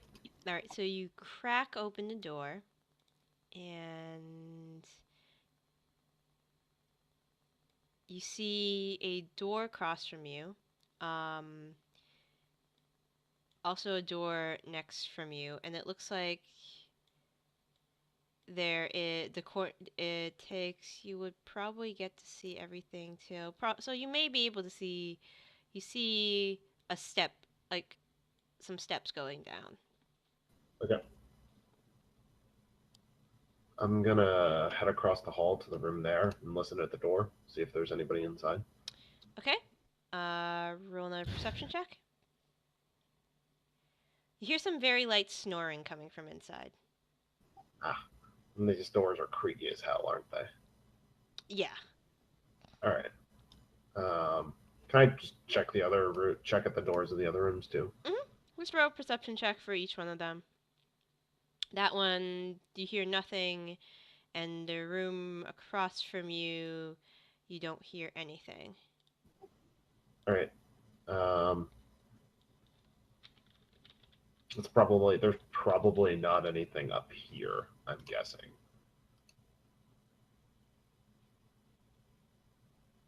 I can come back for them if I have to. So I'm gonna head down towards the main floor, sneakily and listening for anything else. Alright, so there is that set of stairs that goes that way, going down. So those stairs lead to this kind of like staircase going that way. That's the front door. There's a door across from there. As you are rounding the corner to the main floor, you do notice that there is an individual. He's in a chair. And he is kind of has his back. Hold on, he's in the wrong place. There you go. He has his back against a wall. He looks like he is reading a book of some sorts. He has not seen you. Okay.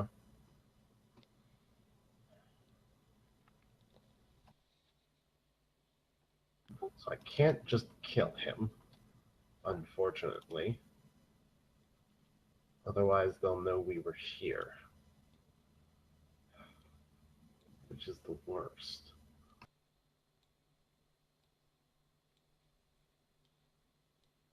There are first floor windows, correct?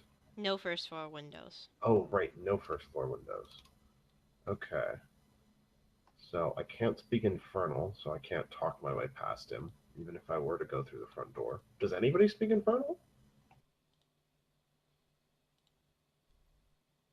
I only think of spells that makes Kilroy understand every language. Yeah, we've got stuff like comprehend languages. I don't know I if anyone... speak Infernal, actually. You do? Oh, Oh, shit. cool. I make deals with devils. Nice. Of course. Yes.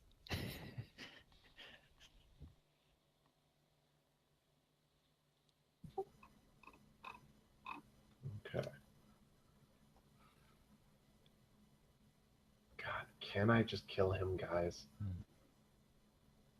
So Ramus If you fail, and like he just turned out to be the biggest badass guard ever, it's gonna be really embarrassing. Yep. Does he look human? Roll a perception check.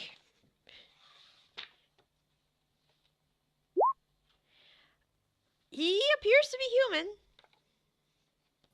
Does he look especially badass? He is in robes. He looks like he has a sword. He doesn't. He doesn't look like too muscular. So he look, and he's fairly handsome, but he doesn't look in any word of the sense badass.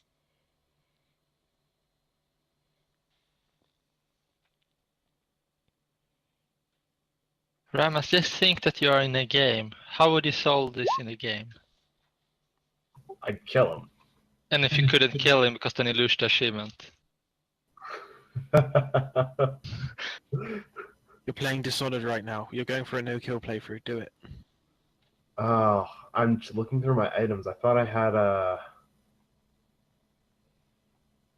I have a potion of climbing, actually. I don't have the potion of invisibility that I thought I had, though, which is unfortunate. But I can work with that. I should get another one of those at some point. Anyhow, so I'd like to finally use my potion of climbing. Okay. Which, as I recall, basically... Actually, wait. So, is there room above him for me to like climb around above him? The Basically, ceiling. thinking of doing is like spider climbing across the ceiling. Right, I can see that. There is the ceiling is probably there is some space. It's like an 8-foot tall ceiling. Okay. He's sitting in a chair, right? Yeah, he's sitting in a chair. So yeah, there is Yeah. definitely space. He's sitting in a chair. He's distracted, so I can spider climb over him if I have to. All right. I am going to use my potion of climbing. Okay. And so that gives me the climb speed to basically spider climb across the ceiling over this guy. All right. Just roll one more stealth check as you are just crossing the threshold over this guy. He's just reading a book. Yeah, you're fine. I was gonna see if you rolled a 1, but you didn't. Even if I roll a 1, it's still a 22. I love this spell, Hwinnil. All right, so good. you're getting over him. So let's reveal what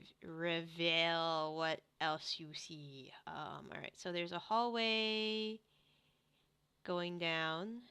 There looks like to be like an entryway to a dining room. It looks like. Okay. And there is a door here. Hold on. There's a door here and here and here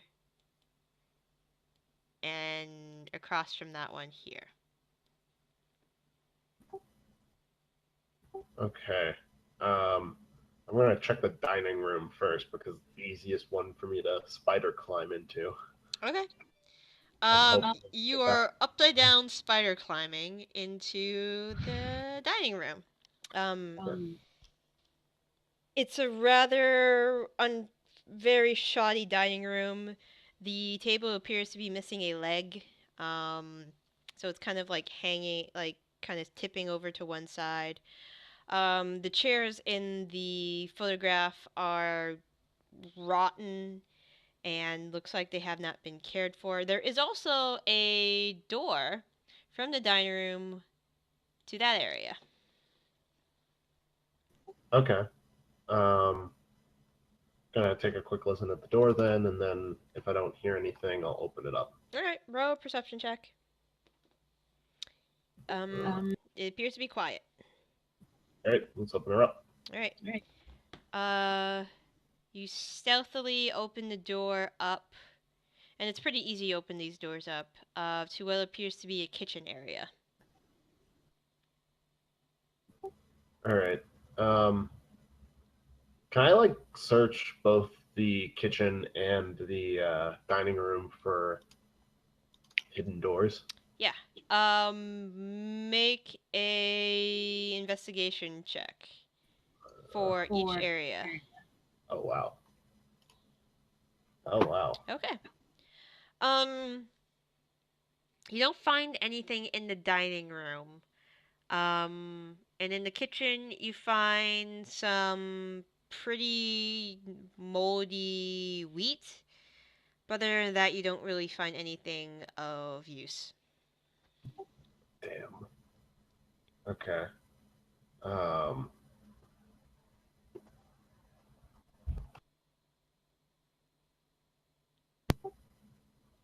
Man, it's times like this I really wish that I had taken that level in Bard.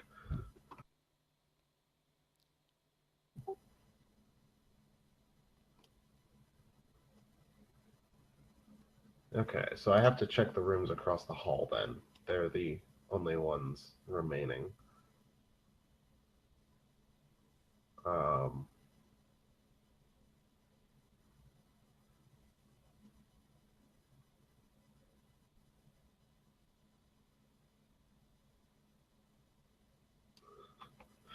I guess I'm just gonna try and stealth across the hall and open up one of the doors on the far side of the hall. Okay. Probably this one first. It's furthest away from him. All right. Nice. Alright, he's very engaged in his book. Just roll just a stealth check to open the door. Yeah, you're fine. You see a set of stairs going down. Hey, we got it. All right. I'm just gonna move your character to those stairs so I know you're down there. Oh, right. Right. Okay. Let's head downstairs. All right.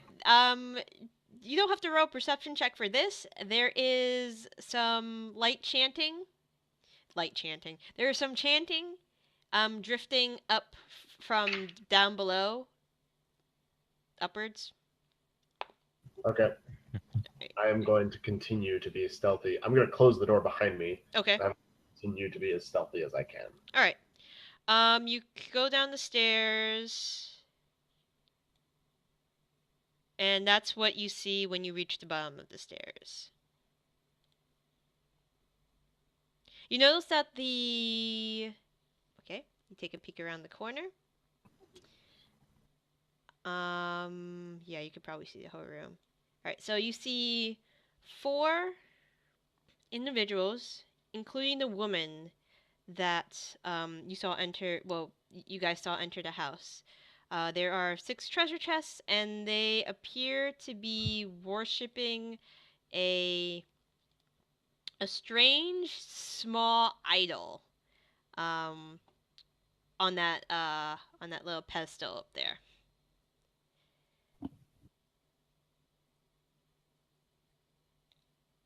All right.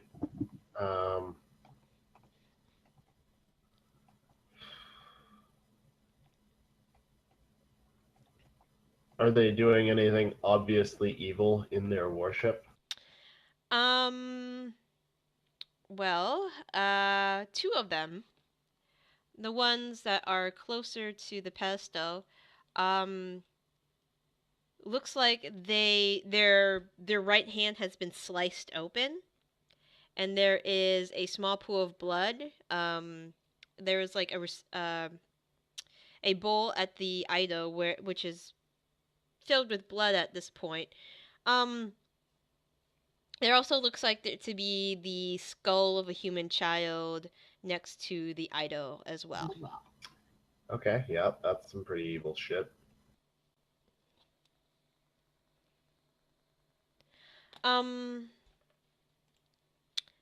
I would like you to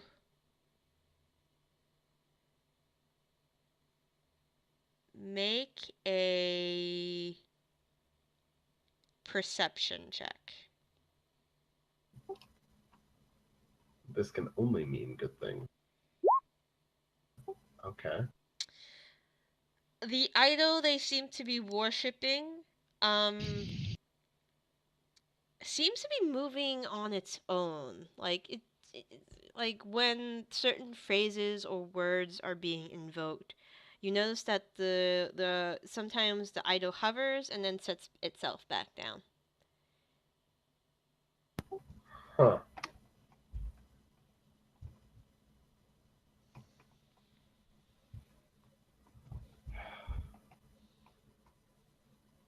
Should I wait and see what happens, or should I go get the rest of the group so we can just kick the door in? That is the question now.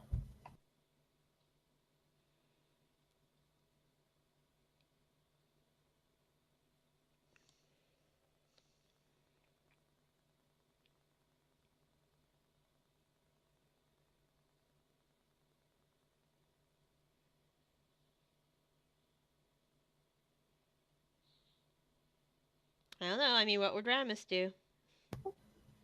Ramus is curious. He'd probably sit and wait. Okay. So you sit and you wait. And I assume you're upside down on the wall still? Oh yeah. Okay. I'm still spidering. How long does that potion last for? Believe it's an hour. An hour. Okay. So are you gonna like just pop yourself up there for like the next 40 minutes or 30 minutes? How long are you staying up there for? Yeah, basically. Okay. Yeah. All Alright, so you see these two individuals go up to the statue and, start chanting in Infernal. I need you to make one more perception check. About 15 minutes into your stakeout, you hear footsteps from upstairs. And it sounds like they're going towards the back of the house from the main floor. Ah, shit.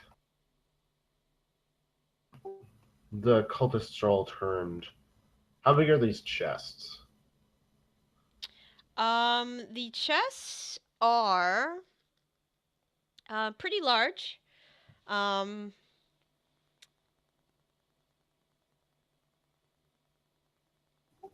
right.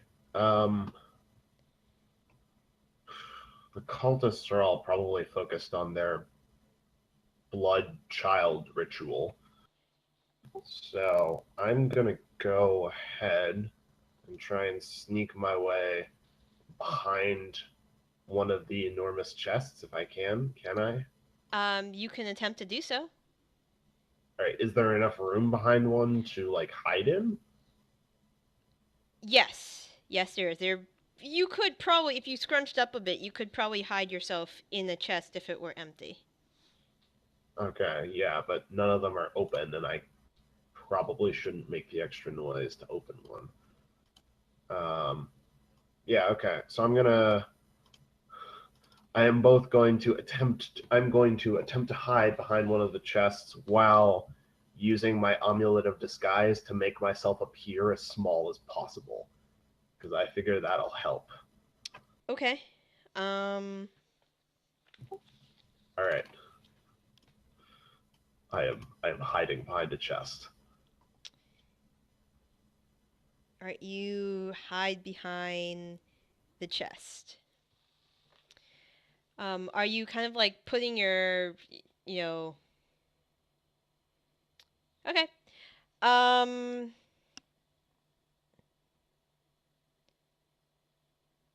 And you make no motion to just open it, just kind of just squeeze yourself behind the chest, pretty much. Can I open them? You can attempt to.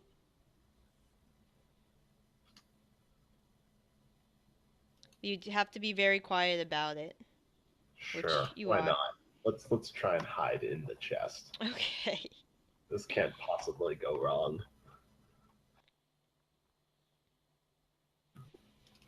All right. I roll a 34. All right. So you hide in that chest. Okay. All right. So you hide behind that chest. It seems to be filled with it looks like knuckle bones. Not filled, but there's a slight shifting sound, and when you look down, you see there are a bunch of bones beneath your feet. Oh, good. Some of the bones still have some muscle on it too. It's kind of not great. All right. You hide there, and there is another individual that comes down the stairs and, starts making his way to the idol, and he does the same thing as the other individuals. This one actually looks like he has a tiny sacrifice to give to the idol, as he takes a cat and just quickly slits his throat and lets the blood pour into the bowl structure of the idol. Oh. Oh no. Hwinnil shatters. Oh no. You see the idol kind of... It seems to have nodded.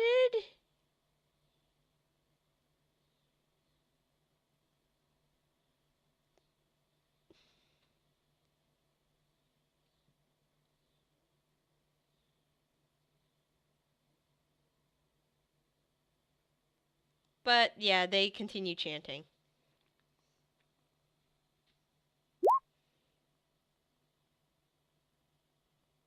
Meanwhile, you guys are... It's been 15, probably half an hour since you've heard from Ramus. Okay. Well, I won't do anything until it's gone 1 hour or I hear that something has changed. Okay. And that's because in 1 hour, pass without trace will. Okay. Ramus, how long are you gonna stay in there for?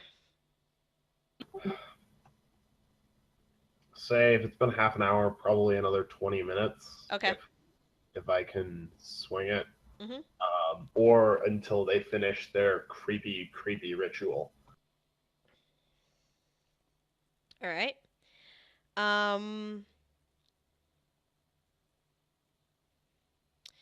So the woman that entered the house steps up to the altar. She takes the bowl from the idol and she starts drinking it. Oh. Yeah.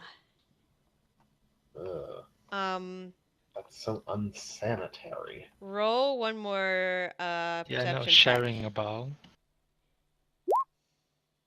No, drinking blood. There's all kinds of nasty shit that gets transmitted through blood. You blink once or twice, but you think you see two little red horns protruding from her forehead. Alright.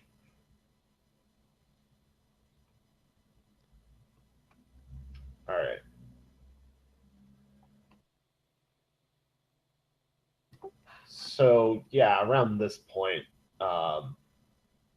this is the acolyte woman, the woman that we use the acolyte. Okay, yeah, around this point, we're gonna, I'm gonna do my best to sneak back out of the chest while they're all focused on their freaky blood ritual. Okay. And get out. All right, sounds good. Just roll one more perception check. One more stealth check. Yep, you're good. You climb out of the chest. You have enough spider climb still, and you get out from the basement. Right. I'm gonna get. Actually, if this guy is just normal human, I'm gonna spider climb over him and just drop down on him and sneak poison dagger him.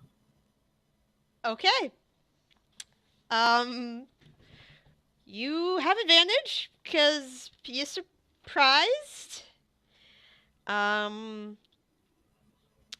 Roll to hit. He dies. Okay. Pretty fast. You only needed a 26. If he could explode from dagger shot, he would be dead. You just eviscerated. I'm gonna open the door and wave out at the group. Okay, you see Ramus open the door and wave. I think that's our cue.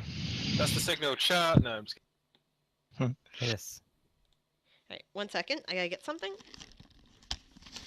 Yeah, that's the signal. Charge. Just running, ready to smite. We're still being sneaky, I assume, aren't we? Yeah, we're sneaking into the house and into the house. Okay, good. And everyone has +10. I was about to say, luckily we have +10 thanks to you. Otherwise, I'd be buggered.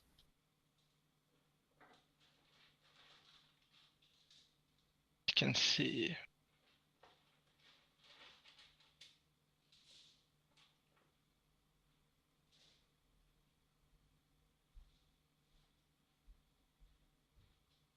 And it was half an hour. Is short rest half an hour or 1 hour? I think it's like half.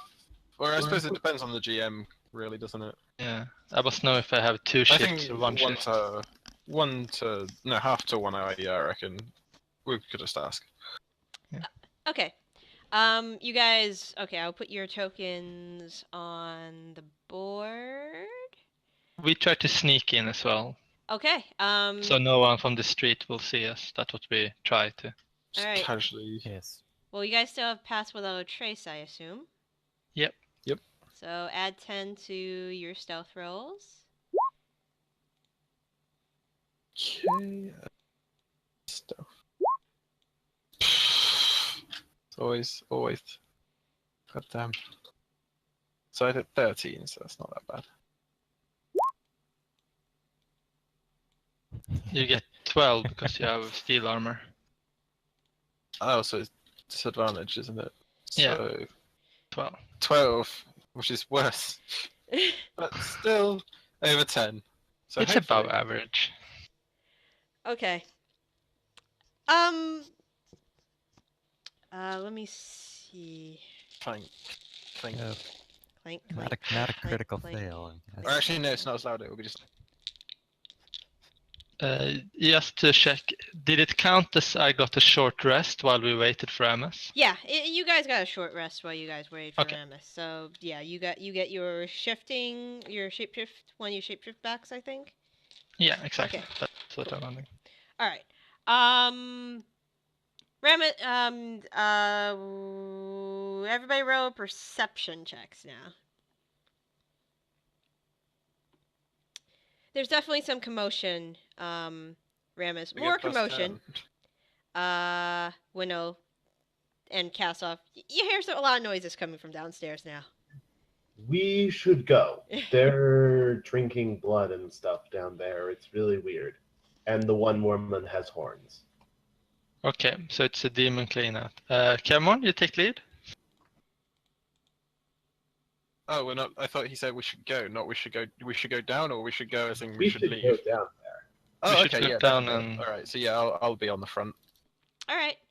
All right. So. I know this was a Rico mission, but they are doing demon rituals, so I think it's fine to destroy I think them. it's fine to murder. Well, not murder. Cleanse. He seemed murdered though, I say to the bandit sitting in the chair, like so. Yeah, He seems very cleansed. he is so dead. It's yeah. You did this with one dagger, Ramas? Jeez. You have issues, Ramus looks very innocent. but proud. Maybe a little. I still have a bit of spider of climbing left, right? Hasn't quite been an hour. Yeah, it's probably been like 10. You probably have 10 more minutes, so you should be fine. Okay. Yeah, I'm gonna climb the fuck back out onto the roof then. All right. I need. He's dead. I need everybody to roll initiative. Uh-oh. Dun, dun. Oh, I need to have a token. It's right there. Boom. Okay. Initiative.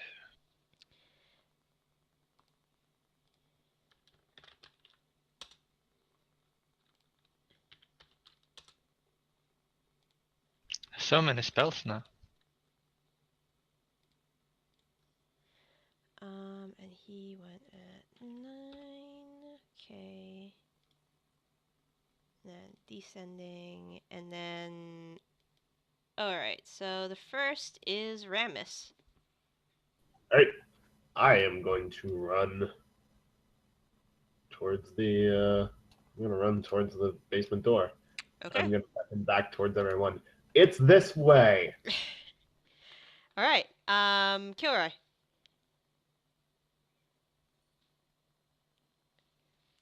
I will follow.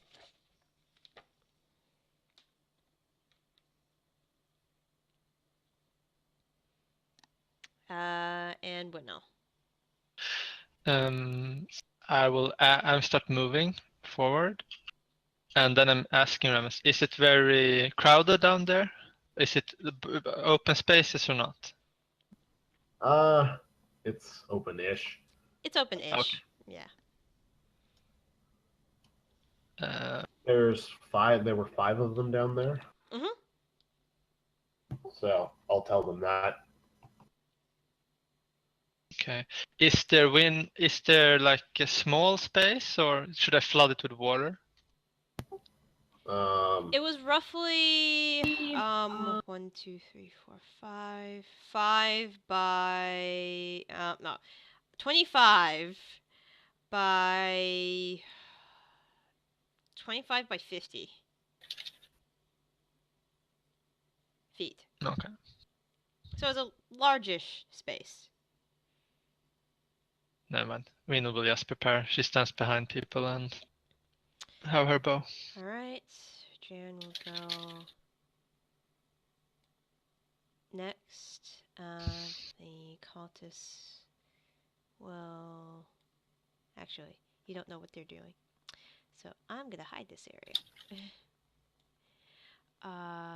So Jan will go next. The cultists will go. And then it's Kevmorn's turn. Okay. So are we just gonna charge down? We can. Yeah. If you want, I can summon animals to charge first if you're afraid of something. I'm not afraid of anything. Okay, go. Kevmorn shall charge down the stairs with the grace of a elephant. Nice. Always. So Sword drawn. are you double moving, or are you staying at the top of the stairs? Well, no, I'm gonna move down the stairs. Okay. All right, to let me get to reveal the where they are. stairs. Those are the stairs. So you're So, double moving for an action. so if I was at the top in that bit, so that would be 5. Wait, I can only go like 30 feet, so he won't charge, but he'll be very. Oh, you know, they know we're here, don't they? Do they? Maybe. Probably. Yeah, I'll double move. Why not? So 45 to get there. Okay, Nice. so this is the first thing you see. You see that woman down there? I need you to make a charisma saving throw. I mean, a wisdom saving throw. Oh god. Is it like for them? If I fail this, is it going to be like I run down, I then run back up, attack it, and start attacking them instead? Okay, Kevmorn. No. She is the most beautiful thing you have ever seen. You guessed it. Oh no, Kevmorn. This is where it's just like, too bad I'm gay. Oh, that would have been great. No, just kidding. But you had a wife. Yeah, I know, exactly. You don't know. Wait, what? You have a wife? No, you guys don't know. Anyways, so yeah, she is the most beautiful thing you have ever seen. She's actually changed a lot since she's first entered the door. First of all, she has very large bat-like wings. Second, she has deep red hair to her shoulders and 2 horns protruding from her forehead. And she looks at you and she says, "Protect me, my champion." I've always loved big wingspans. Nice. You are considered charmed. Yay! But you can repeat the saving throw, but right now you're pretty charmed.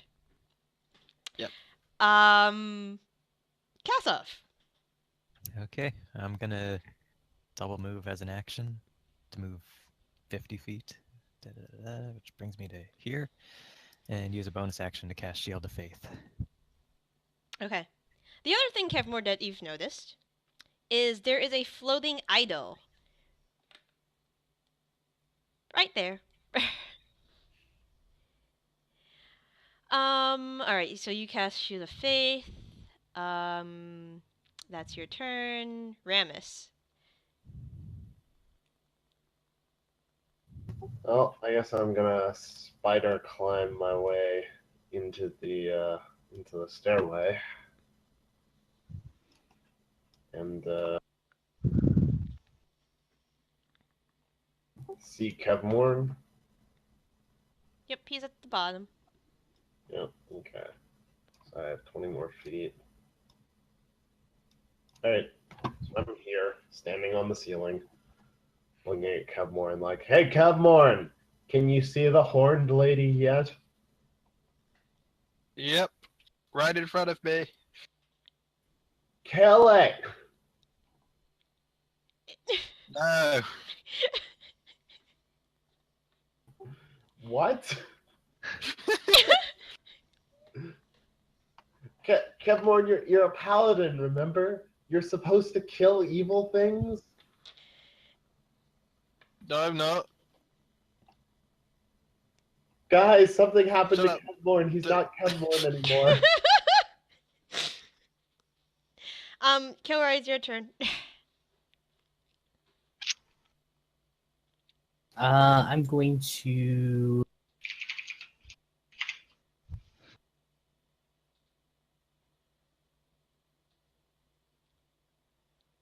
Where does that put me? 40 feet. So you're probably, yeah. There.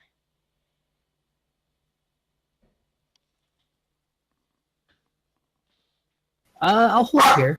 Okay. All right, cool. Winnow. Well, let's start by walking. And I hear that they are talking, right? Yeah, you hear, kill her! And he's like, no!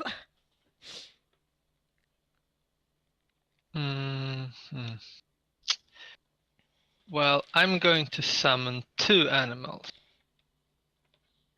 It's going to be 2 giant spiders. If they can fit here. Maybe they can't. How large are giant spiders? 4 squares. Large. Yeah. How tall is like the passage? Can they be hanging on the side of the walls? If they were spider climbing sideways, they'd probably be able to come through. Okay, now that seems too obnoxious to do. So I walk there with my last steps, and I don't see anything. I only see Kevmorn. You see Kevmorn. He appears to be making googly eyes at somebody. Kevmorn, can you show me your shield? Guess. I position it between me and them. Can you point a Defensively. little to your right? Point it to the right. I shoot the shield to ricochet an arrow. Okay. Oh no. If that works, that would be fantastic. But like, oh no. You're ricocheting an arrow. Okay. I probably have disadvantage and stuff. Yeah, on this. it's a disadvantage. Okay, go ahead. I shoot the lightning arrow because you should always go full in. Okay, that's fine. 17. It hits her. She screams out in pain. 16. Why would Does you she do lose that? concentration? Does she lose concentration? I have to check on something because this is more of an ability. Why would you do that? What the heck? What? That's just why. You will understand soon. Oh gosh. I just ricocheted shot in RPG. That's never not happened before, I think. On the shield. Okay, yeah, she does have to. Yeah, she's fine. She maintains. All right. Not wanting to be so close.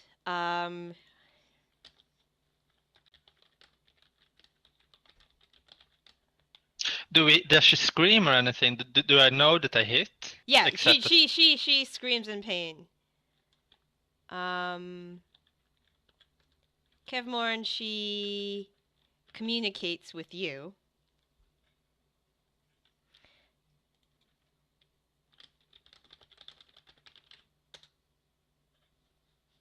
And she scurries next to the idol.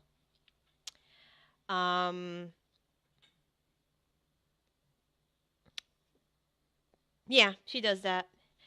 And it's the cultist's turn. They will hold their action. Kevmorn.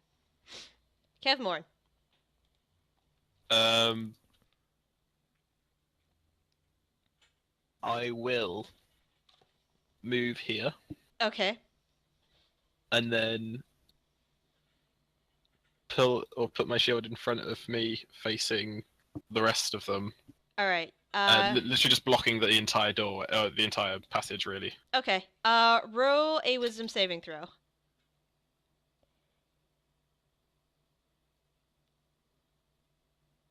I'm gonna break out for God's sake. You break out.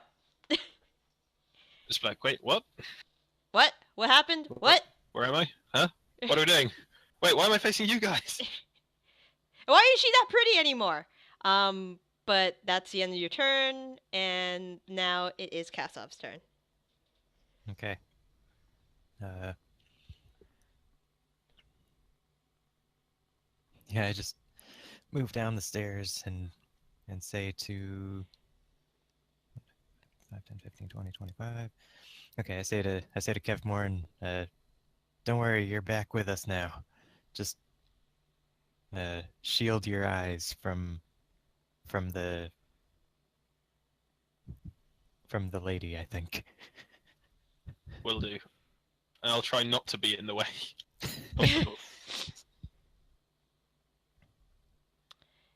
And now, okay, Rames's turn. Right.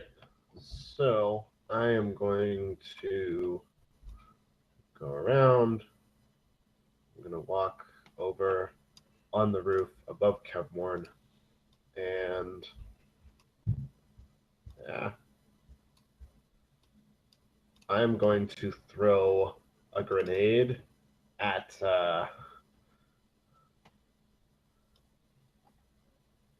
I'm going to throw a grenade at the idol. Okay, before you do that, the idol's action, he readied an action, and you triggered it. You have disadvantage on attack rolls, saving throws, and ability checks.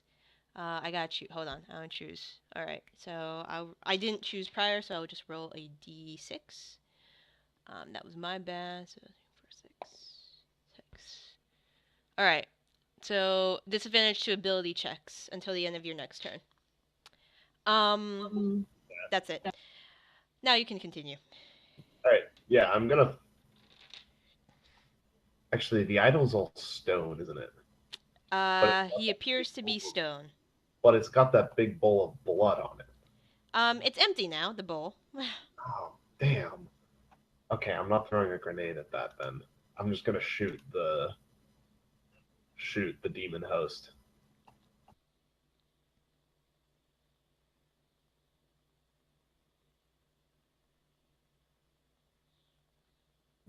I'm gonna shoot her with a regular short bow. Yeah, I don't even have advantage. All right.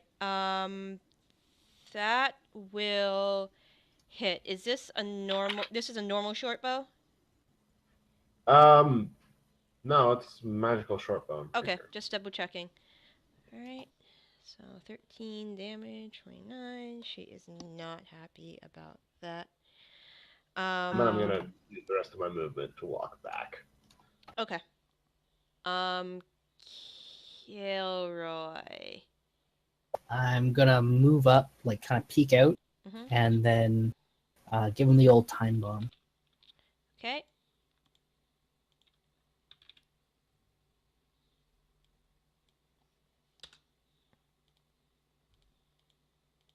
So basically everything in this room. All right. Where are you centering it?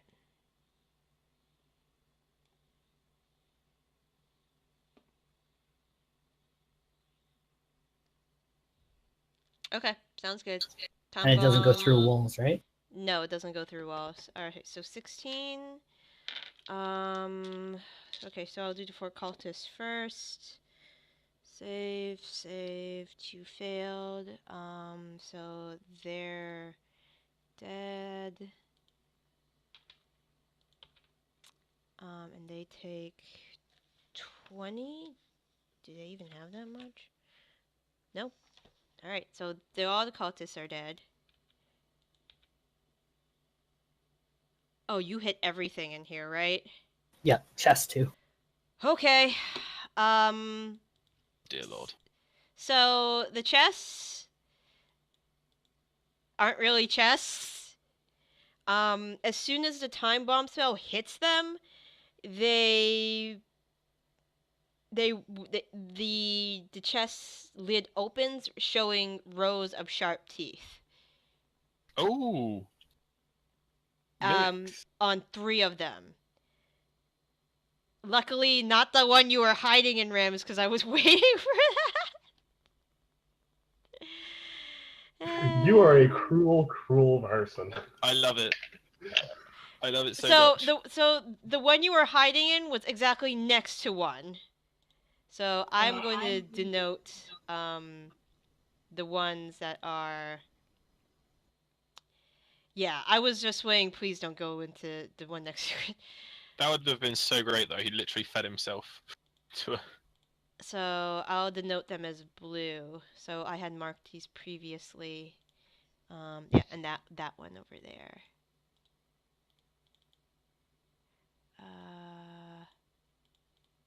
Hold on. Why won't you let me put a dot on? Oh, it's that one. So I gotta. If you right click it, if it says is drawing, it can't add token effects. Ah, I see. All right. There we go. Thank you. All right, and then he wrote. So what is their dex? +1. So they actually go on 15 now.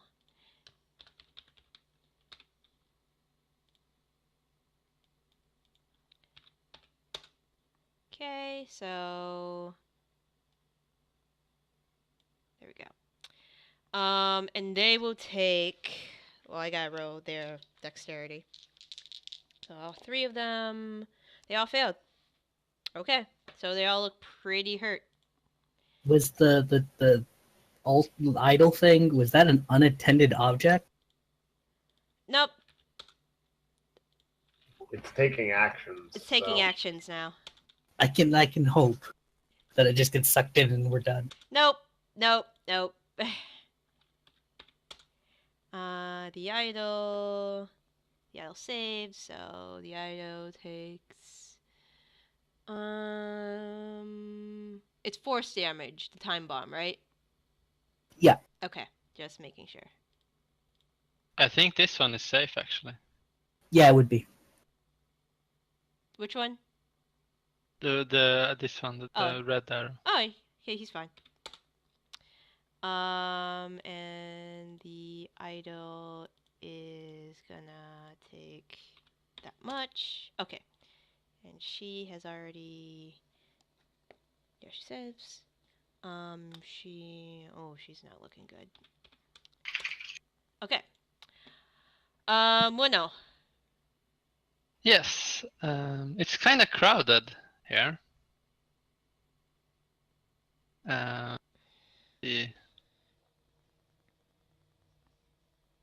I can get inside, but the question is, do I want to be inside?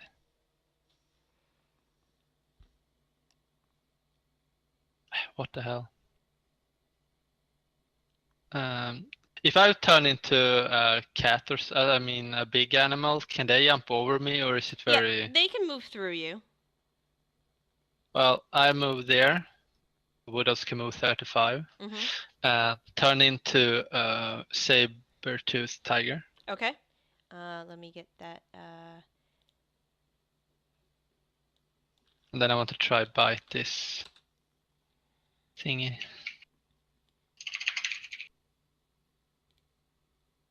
Hold on, I'll make it the pretty appropriate size. There you go. And I'll give you permission. Hold on. There you go.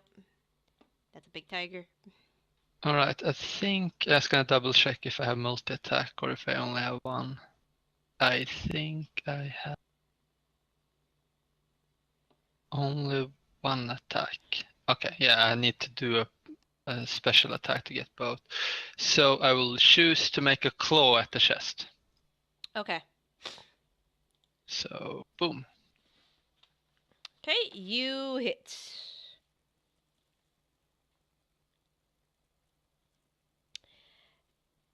And that's what I do. Okay. When you hit the mimic, your paw gets stuck onto the mimic. You do damage, but your paw gets stuck onto it. It's like it's like covered in some adhesive. Okay. You'll have to make a. You'll have to, if you wish. You'll have to make a attempt to escape from it. But right now, for free or with an action? with an action. Okay. You are considered grappled because of the adhesive material. Okay. But now it is Jan's turn.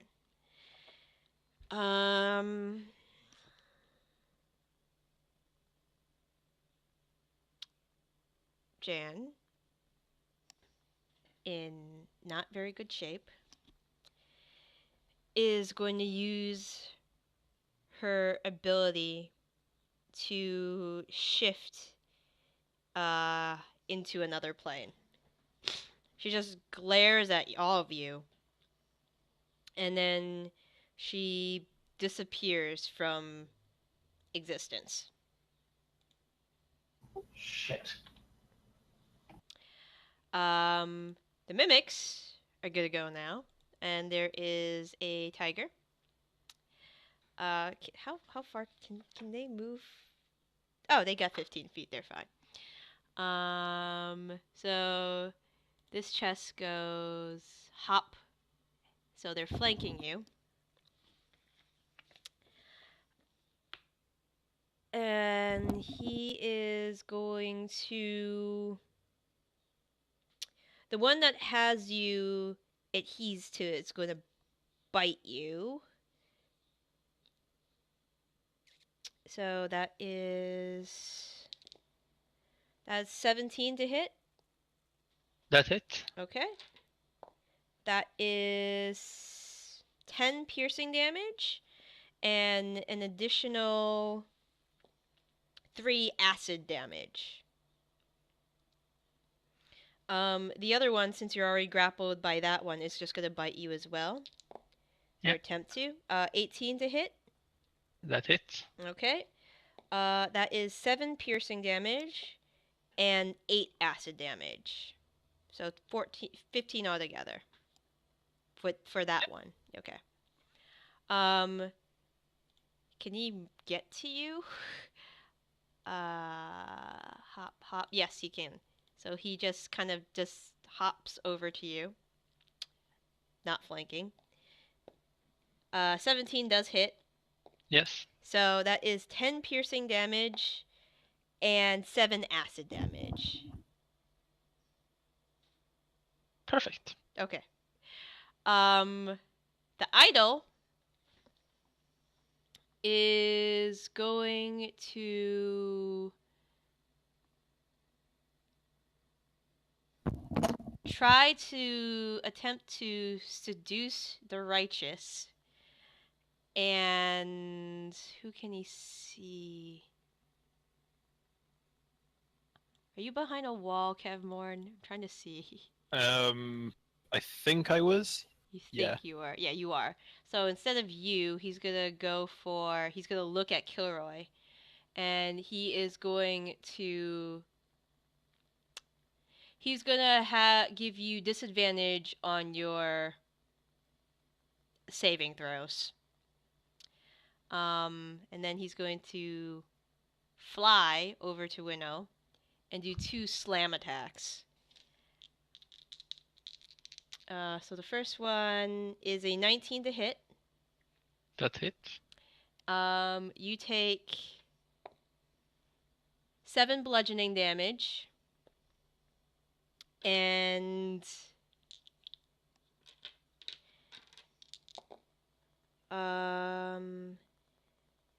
13 psychic damage. And that's perfect. I get no overflow, but I turn back to Hwinnil. Okay. You turn back to Hwinnil. But now it's a question. I guess I'm still attached to the mimic as Hwinnil? Yes, you are still attached to this mimic right there. So there are 2 squares that can appear on. It's that square or that square. I'll give you the choice, since you're you're both in base to base combat. All right, for I guess the second attack, because that was 1 slam. Does a 20 hit your armor class? To check. No, 21. Okay. He misses you with the second slam. Okay. The cultists are all dead. Kevmorn. I can move. Yeah, no, you can move through friend. You can move through friendly squares. Yeah. Alright, so I'll just walk here. Okay, so you are passing. So how are you walking? You have to. You have to get. I was gonna go here, then through Hwinnil. Yeah, so you'll have to go past this mimic. It looks like. Oh, I didn't see that. Oh, right. I thought that blue was on the other thing. Nope, that's a mimic. Sorry. I'll take that hit then. Okay. He does not hit you. It's only 13 to hit. And then I'll move and be here. Okay. I'm still in base with those 3. Okay. All right. Now what?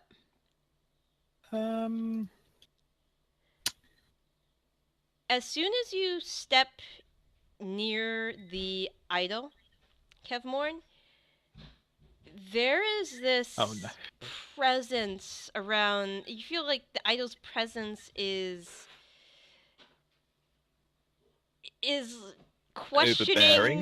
questioning your faith. Right. But so far it's really creepy. So it's questioning my faith as in it is, or it's making me. It's making you question your faith.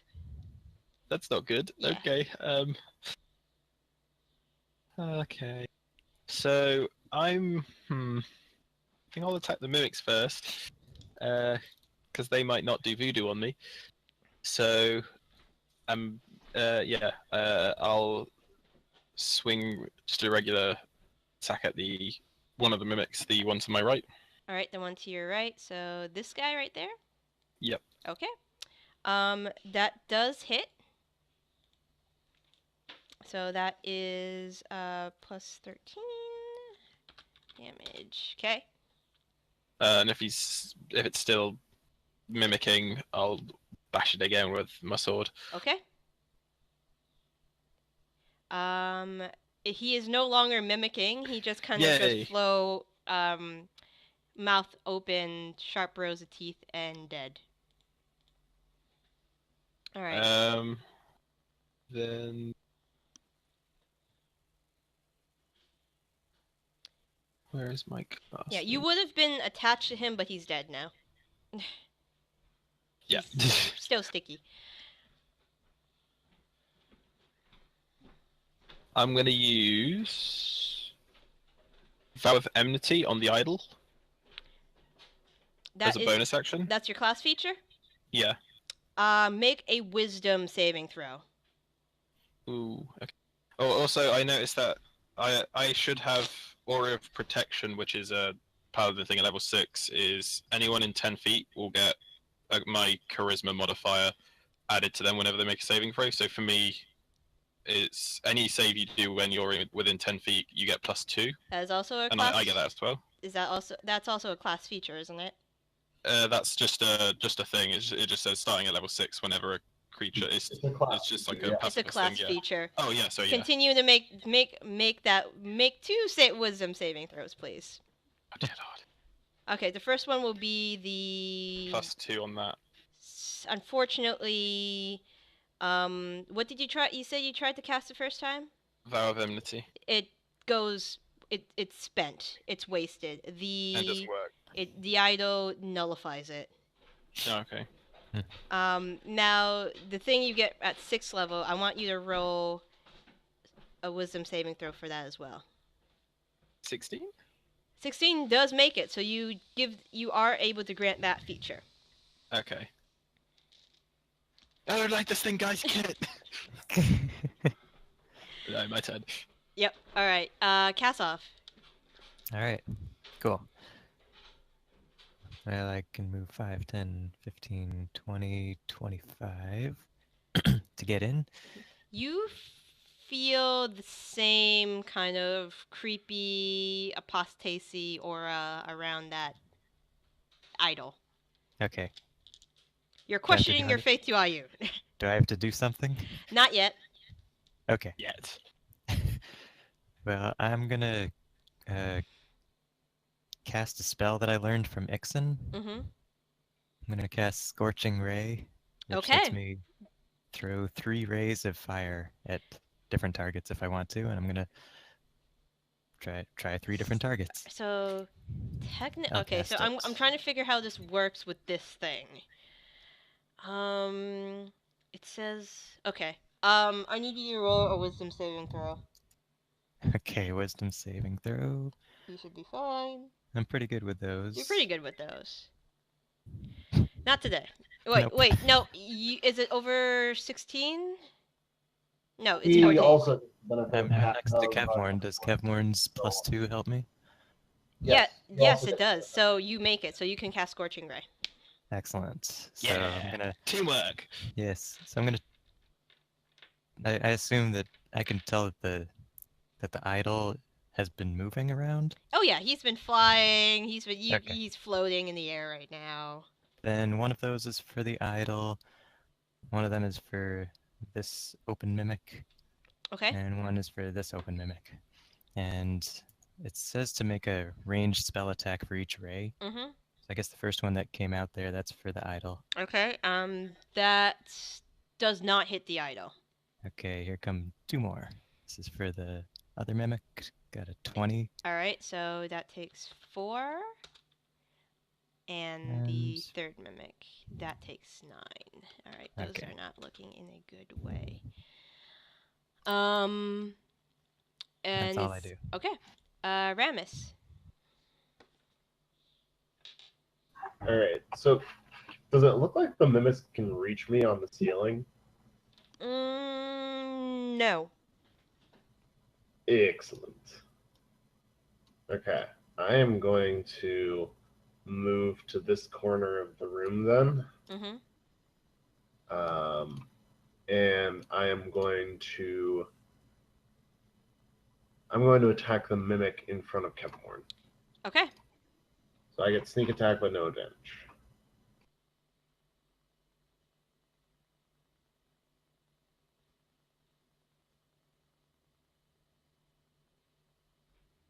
Yeah, he is. He's pretty dead. Just stick a fire, an arrow through it, and he is done. Excellent. All right, and I'm going to. That'll be the end of my turn. Okay. Kilroy. I will. I'll Ray of Frost the idol. Okay. But it's a perfect moment to a time bomb. It is. Please, God, no. If Ramus hadn't killed that one, I was gonna Everard's Black Tentacles the ground. Good thing I'm not on the ground. Yeah, it was just gonna be Kevmorn. I was like, okay, that's acceptable. Kevmorn doesn't really mind when I hurt him. I don't mind. Do it. But it's no longer worth it for just 2 targets. I'm just gonna cantrip. I can drink the pain away. Do it. Okay. It appears the idol doesn't take as much damage as he should have. But Kevmorn does. Ah! Yep.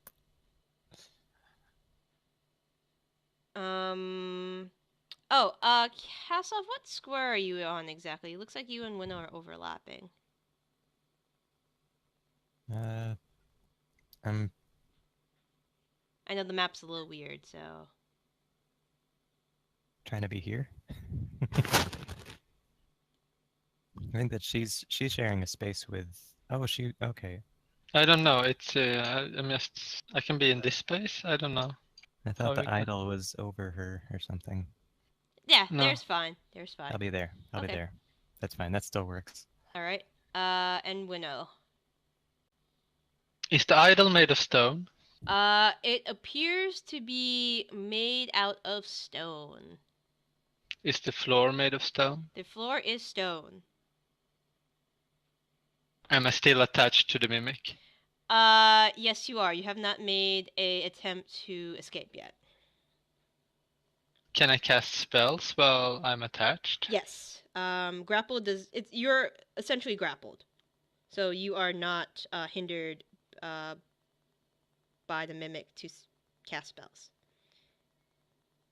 So what happens then if I mend with the stone below me? That's an interesting question. I always have these normal questions.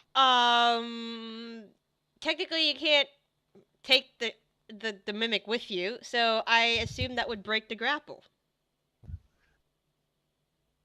It's a very roundabout way to break grapple. It's pretty roundabout. I think I just take my sword and try to strike the mimic. Okay. Because I don't have disadvantage hitting it, right? No. It's only if you're you get advantage on if you're restrained, but yeah, you're fine. Okay. Then I try to kill the mimic, I guess. Okay. Boom. Okay. You definitely hit. So that's additional 10. Okay. He looks pretty hurt. And I assume you're staying where you are. Well, you're staying where you are. Just attack. Yeah, I'm just wondering, does it look like the mimic is going to attack me? And is the idol looking it's going to attack me? The idol is kind of stone-faced, so it's very hard to tell who it's going to attack. Okay, but the mimic wants to bite me. Oh, the mimic wants to bite the hell out of you. Which he will attempt to do, actually. Okay, I'm going to turn into an animal. No, I just try to tank it. That is a 22 versus armor class. So That that's not gonna hits. die. All I right. should have turned into an animal. All right. So you take 11 piercing damage and 2 acid damage. 11 and how many acid? 2. 2. And he can't really move, so that's his turn. The idol is going to again seduce the righteous, and this time switch over his ire to the paladin, giving him disadvantage on attack rolls for 1 turn. And going to attack. What's his intelligence? Yeah, he's fairly intelligent. He's gonna attack. The idol's gonna attack Hwinnil. Rolling a. That's only a 5, so that's only a 13. Second slam attack. That is a 15 plus 23 versus armor class. So the second one hits. Mm-hmm. That is 11 points of bludgeoning damage. And 1, 2, 3. 18 points of psychic damage. Ouch. And he is going to attempt to.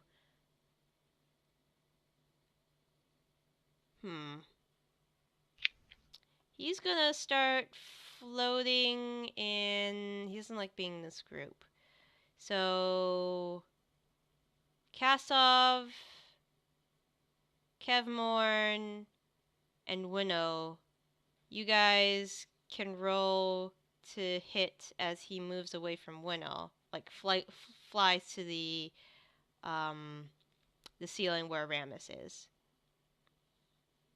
Ah, shit. Yeah, I probably don't hit. Yeah, you have disadvantage, so you do not hit. Hwinnil does not hit, and Kasov does not hit. Wait, Hwinnil, can't you attack of opportunity with a spell? Yes. Yeah, she can do that if she wants to. But now I rolled weapon, so I didn't think about it. But that's good catch. Okay, the cultists are dead. Kevin Warren.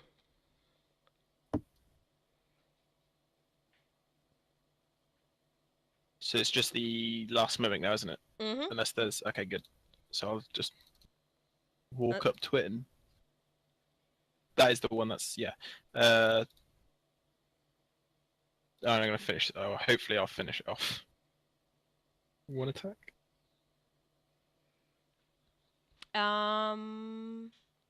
Okay.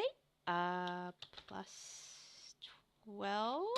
That is he's still up. Damn. All right. So second attack would be. Another plus 12. He is still up. Ugh, I failed as a paladin. I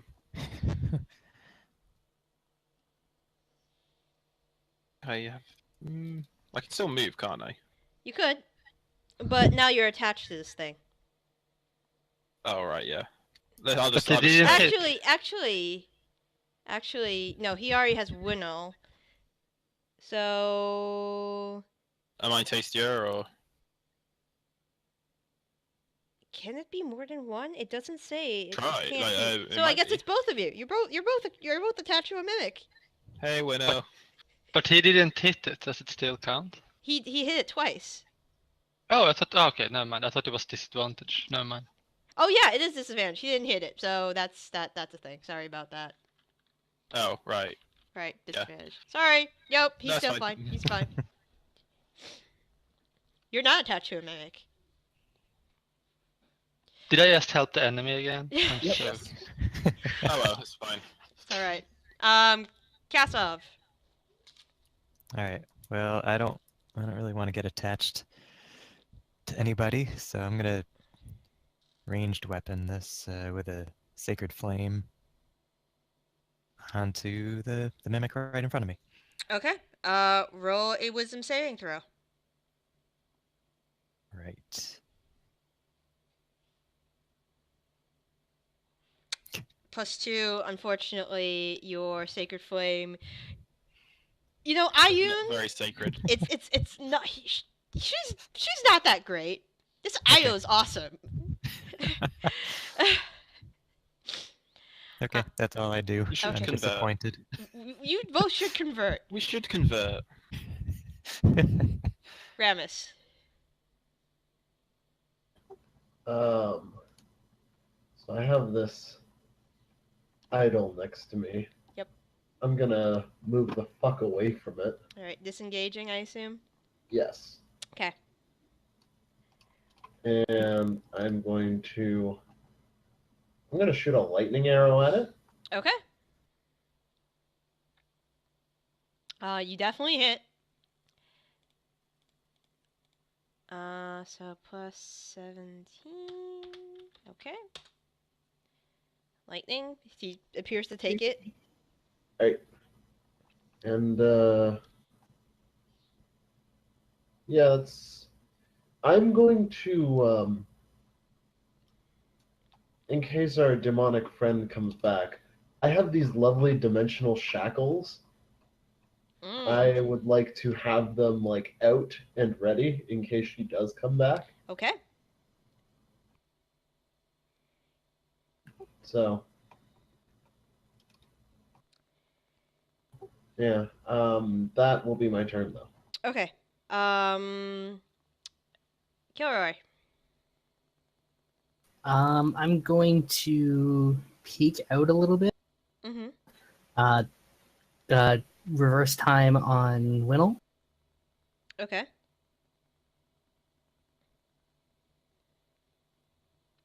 For 6, and then go back to hiding again. Okay.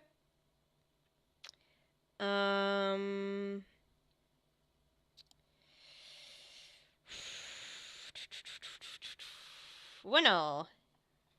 You're still attached to a mimic. Yeah, now I cast Cure Wounds on myself. Okay.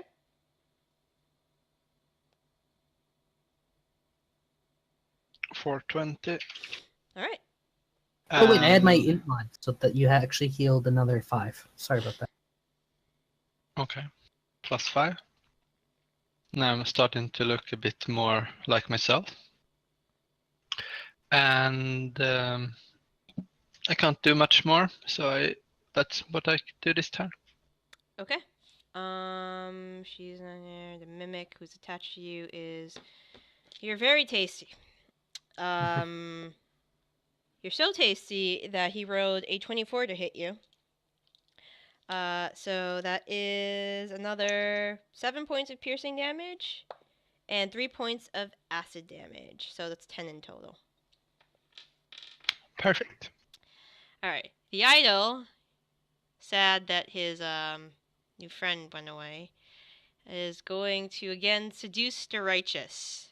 And since it's been working out so well for him, he is going to give Kevmorn disadvantage on attack rolls.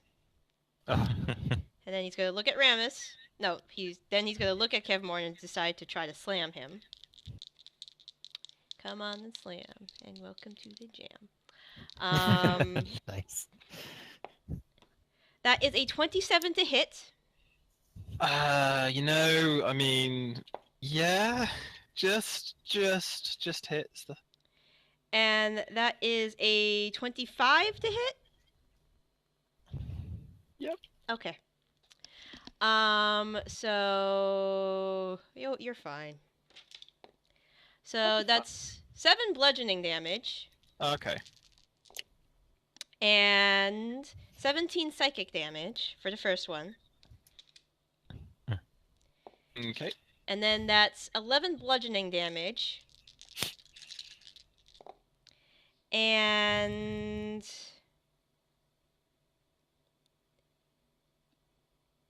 18 psychic damage for the second hit. Okay. Okay. 18. Wait, minus 18. Yes. 18 and 11 bludgeoning damage. Yeah. And yeah, that's his turn. Oh, is there anything? Nope, he can't do that. Okay. And it's your turn.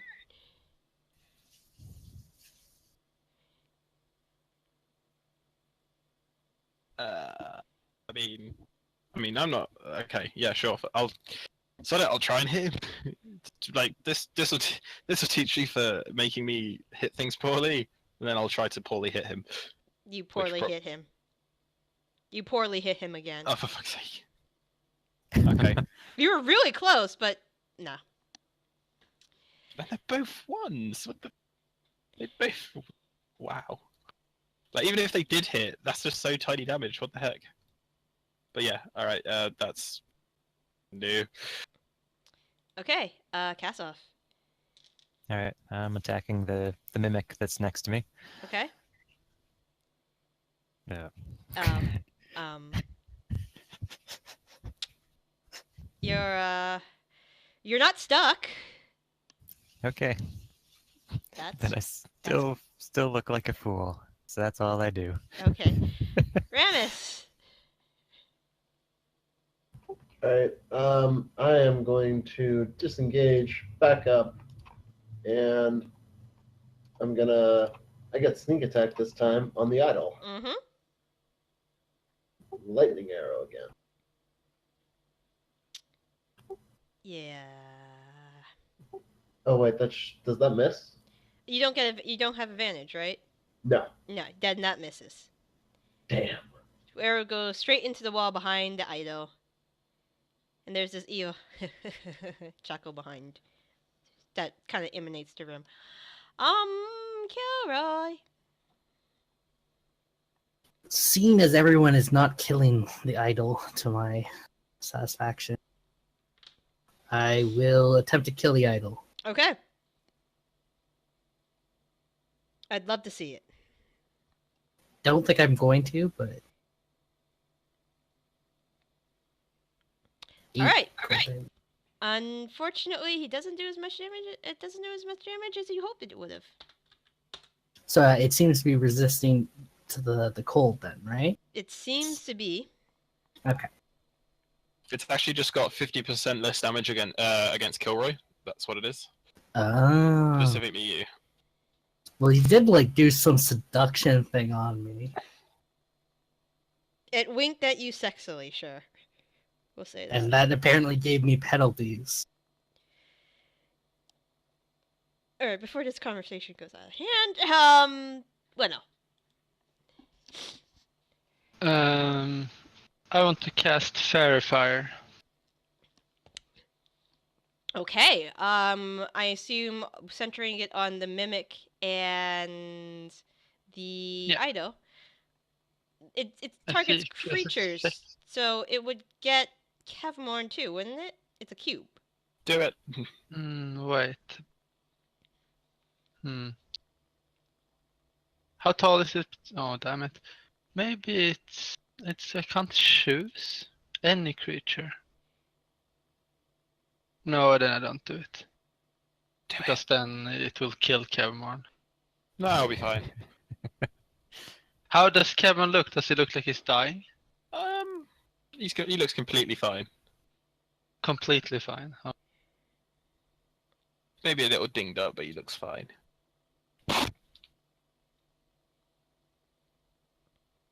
Is there any metal on the Mimic? There is like metal bands, sort of, like on a regular chest. It does have like metal banding on the edges. Yes. Then I want to. Can I cast heat metal on them? Yeah, you can certainly try. Well, I try. And I apparently didn't type anything out. 2 seconds. Yep, no problem. I can also look it up too if you need me to. Oh, there it is. So you just touch if there's metal. So yeah. That constant. It's the only weird object. Oh, to drop it, but it's attached to him. So yeah, 15 fire damage. And I think it's disadvantage, or maybe I'm wrong. It has... If it doesn't drop, it has disadvantage on Okay, attack. so I will roll its constitution. Yeah, he's not. Yeah, he has disadvantage. Okay. The Mimic, who is still attached to you and not very happy at this point, is going to attempt to bite you again. He rolled a 9, so that's only a 14 to hit. So it misses. That misses. You. Yep. The idol. Since it's been going so well, he will seduce the righteous again and give Kevmorn disadvantage on his saving throws. Okay. I mean, disadvantage on his attack rolls. Yeah, that's fine. If it's working for him, I don't see why he shouldn't stop. He's gonna go over there, and finally getting the idea to focus fire, he's going to attack Hwinnil. Darn it. He's actually a rather averagely intelligent idol. If for some reason he has... Anyways, he's going to try to slam you. That's only a 12, and that's only an 11. Huh. Yeah, so miss both attacks. Kevmorn, you're still questioning your fate to the eternal flight, even more so than you entered the city. It's very bizarre. I don't know what to believe. And then he just tries to hit him twice. Okay. You hit with the second one. How much of that is frost damage? Is it 4. 4? 4. So 2 minus 2 is 13.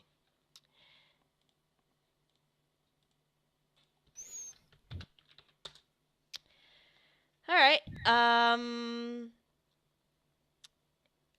do you want to do anything else? Are you happy where you are? I'll dump 20 points of lay on hands on myself. Okay. And that'll be my action, or my bonus action as well, and then, yeah. Roll a wisdom saving throw.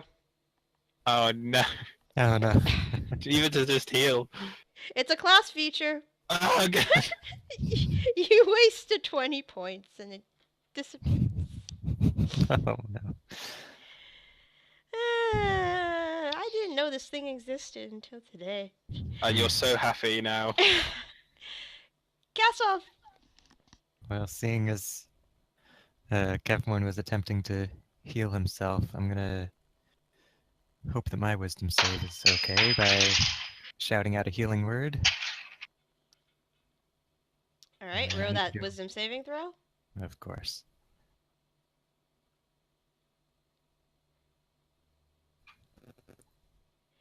Yeah. Is that good or bad? That's bad. Okay. You know what? Next time you guys do something, I'm doing my stupid divination. You're taking a 13. Ramus, you Oh. you see Kevmorn and Castle attempt to heal themselves, and then like the spell or the ability just fizzes out, and there's a dark chuckle coming from the idol. That was a bonus action, so I'll use my regular action to attack the mimic. Okay. Luckily, that's not class related. Nope. But it doesn't matter. Nope. Doesn't it? So this thing just cancels out our divine members, right? It appears to be anybody with. It appears to be anyone with strong faith to some type of deity or something. That's what you're discerning. They can't do anything. They just cry. They just cry and say, "Why do I believe in what I believe?" Yep. But as Ramus will make this all better. Yeah, Ramus doesn't believe in anything. Aw. Believe in yourself. And that is his advantage. Yeah, what about yourself, man? Gotta believe Actually, in no. you. Ramus believes in the extreme curative properties of sneak attacking everything in your way. The string curative property. I'm gonna disengage and move back again. I'm gonna Okay. attack him with another lightning arrow. The Ido? Oh, yeah, that definitely hits.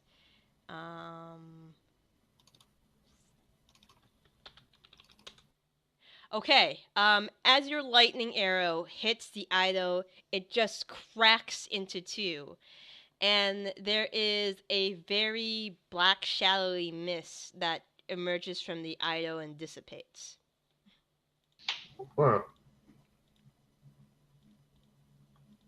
Solid. Where does the mist go? It just dissipates in the air and disappears. Okay. Yeah. Kilroy! Dial's dead. Yes, I will firebolt the mimic. Okay. You firebolt the mimic, and the mimic is still alive. Pretty tough mimic.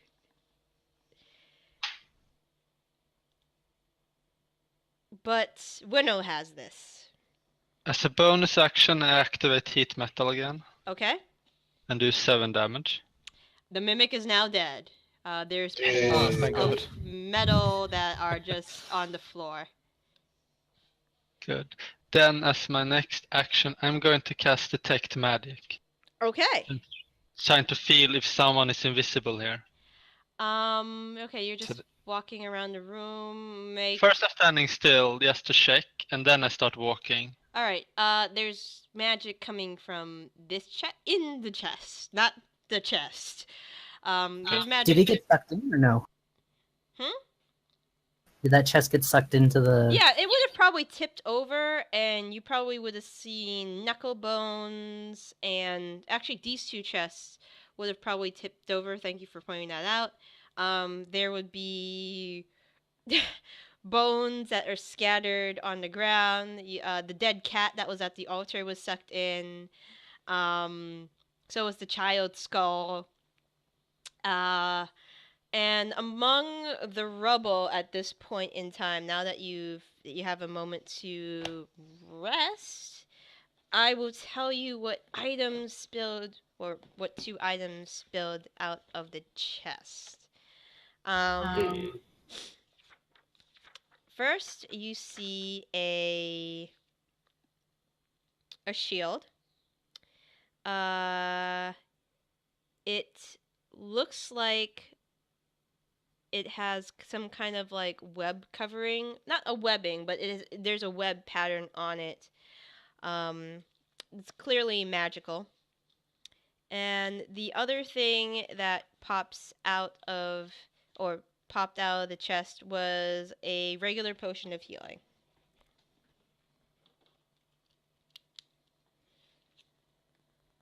Very cool. I guess I'll take a look at that shield. What else is going on around here, guys? I'm gonna check the altar. Okay. It's over there. The altar is scrawled in Infernal. Is there anything else magical except the chest or the content? It appears there's nothing else magical. Shit. So I want to make a trap here. Somehow. A trap? Yeah, I don't really know what kind of trap, but I want to make a trap here. Okay. Exactly where I'm standing. Like, okay. I tried to make a makeshift, something that like sound. It's not meant to hurt really. It's more like making a ruckus. Yeah, there's plenty of like knuckle bones that you could like put on the ground or attach onto some strings to make some sounds, or you can attach some metal bits to it to make more sound. You could definitely do like a very simple makeshift sound trap deal. Okay, good. You check around the altar, and what else, Ramas, did you say? I'm just checking around the altar. Okay. So the altar is there's scrolls, there's writing in Infernal. The cat body and the child's skull was flung into the vortex, so they're on the ground just laying there. Make a investigation check as you're investigating the altar.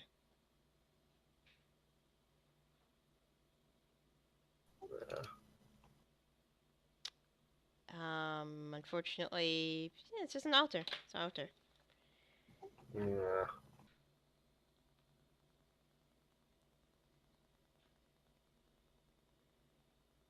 So there's all these runes and stuff on the ground. Can I like clean them up? On the runes on the altar? Well, there's some on the floor too, as well, or no? Those were knuckle bones. Oh, this was all the patterns don't actually exist on the B section. Oh, I mean that's the scrawling in Infernal. Okay. Can I like prestidigitation right? away all this like markings in the room? You want to like pretty much scratch off the markings? Scrub them away if like they're not like carved into the stone. They are carved into the stone. The writings are carved. But they're not magical, right? They're not magical. When I see Gilroy can read it, right? Gilroy can read it. So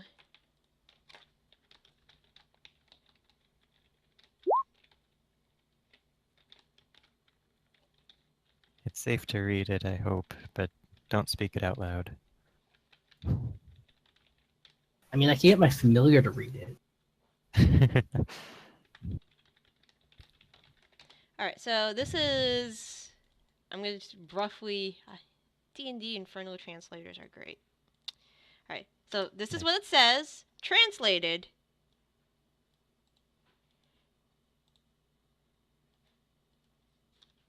This is what it says.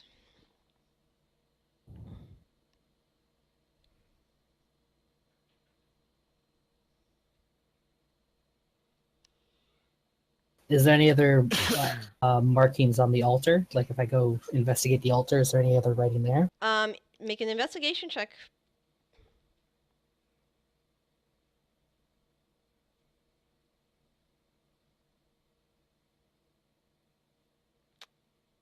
You don't know how Ramus missed it. But there is a secret compartment on the altar. It's just kind of on the side. There's a very faint outline. It looks like the you can pop open the covering that's or a bit of this piece of stone that's on the altar.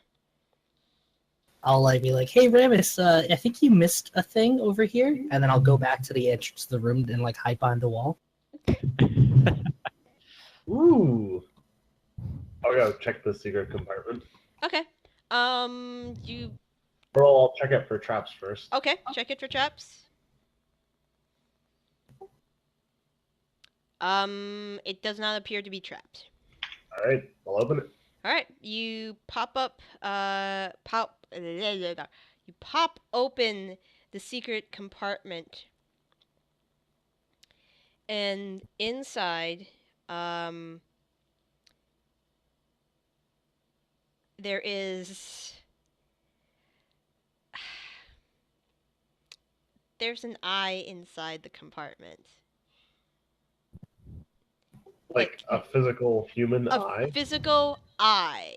It Ramus, looks what do you see? Oh boy. like. It's an eye? And it looks like it's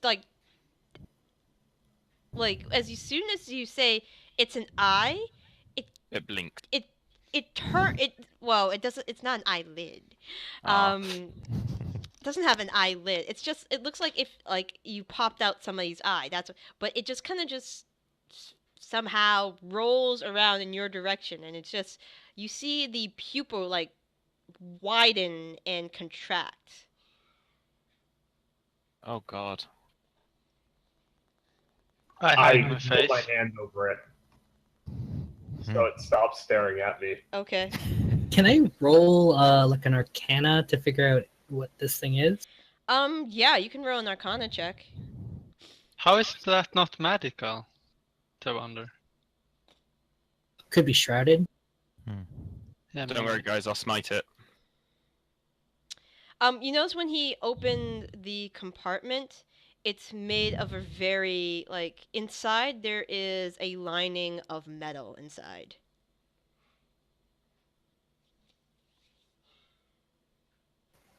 Is this metal lead? It appears to be lead. Oh, sweet. I want a lead box. I'm gonna go take the lead box if I can try to pull it out. I mean, you'd Alright. have to smash the altar and then remove the It's more like Are we not going to smash the altar? Are we not going to smash the unholy altar to Oh, we probably whoever the will. fuck this is?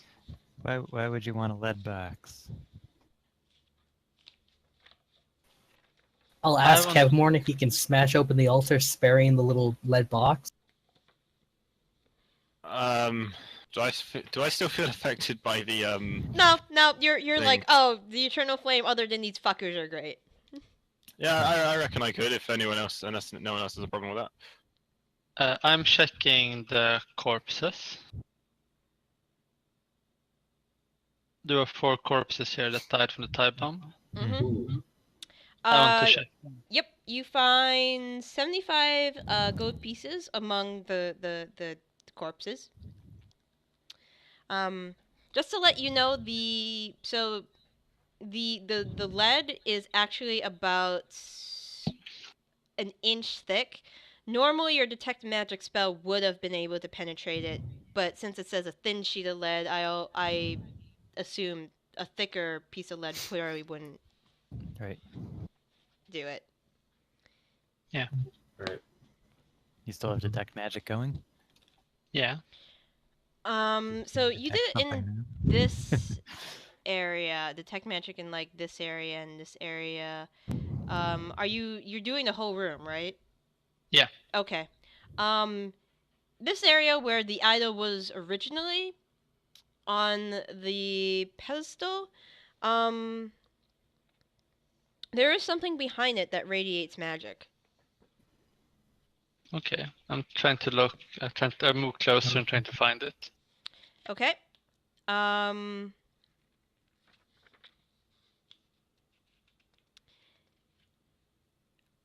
So behind it, you find. I want to see if I have the right one. because there are a few of them in here. It was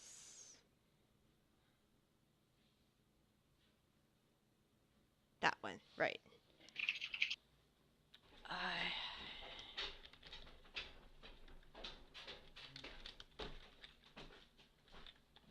just want to get you the description. You find a book. It is red in color with a bearded man imprinted on the front.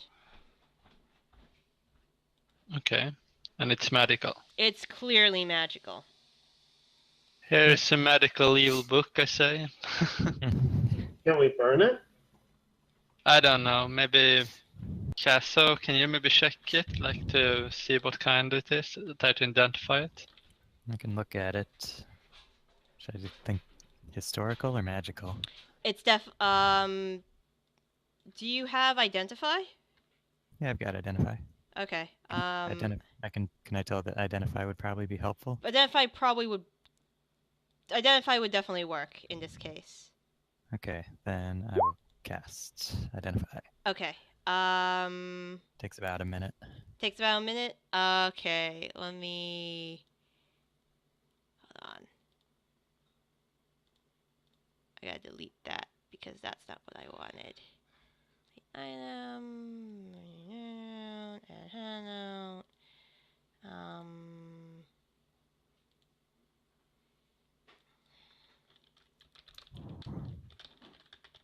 Where's the picture I got for this earlier?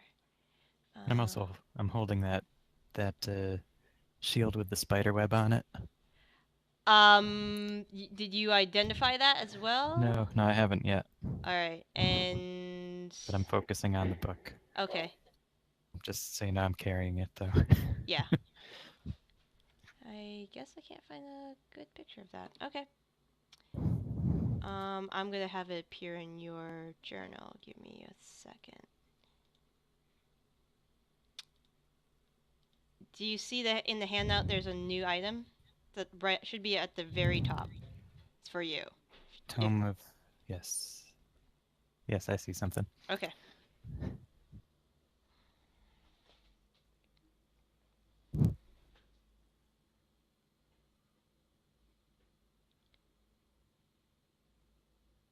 Reading about it now.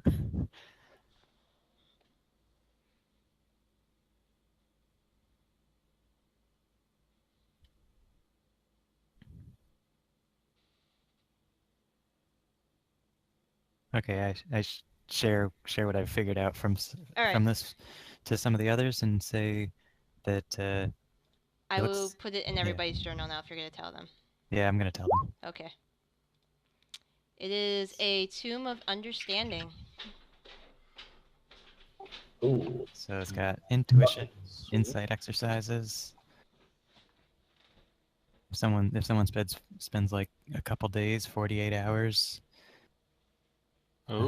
practicing, can increase your wisdom score by 2. It increases wisdom score by 2? It oh my god. increases, which... Hwinnil, you're quite wise, aren't you not? So is Kazov. Yeah, I've got a wisdom. Kazov, actually, yeah. I've got a wisdom of 20 right now. Yeah, so probably wouldn't help you. You're pretty good. What about Hwinnil? What? Hwinnil has 20. Oh. It's worth noting that the tome also increases your cap by 2. Oh wait, yeah, it does. Oh, okay, right. Sorry it about pushes that. it over, doesn't it? Well, Okay. then it's just super good for me or Casso. Yeah, either way. So we could supersize one of you. Or we could give it Ramas for no reason and let him read it. Super wise. Well, to be fair, actually, your wisdom isn't that bad, though, is it? It's intelligence that's terrible, isn't it? Yeah, no, I have like 14 wisdom, I think.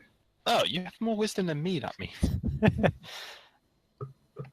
Yeah, I have 14 wisdom. Oh, okay, yeah, you have more than me. Ramus is wiser than I am. Yeah. I mean, it makes sense, but also... It doesn't. It's like, okay, sure, but no.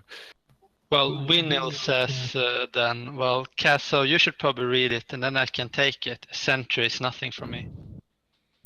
You Good make a good point. It's a very good point.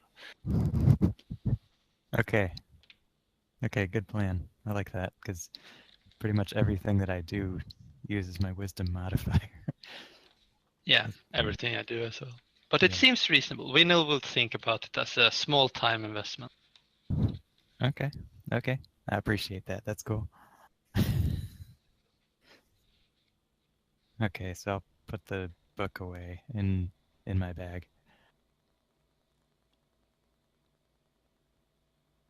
That's all you find on that side of the room. Okay. I'll also cast Identify on the shield.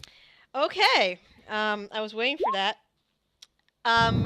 First thing you find out is it's called a shield of missile attraction. It is a cursed item. Huh. Yep. I will give you the stats for the shield of missile attraction.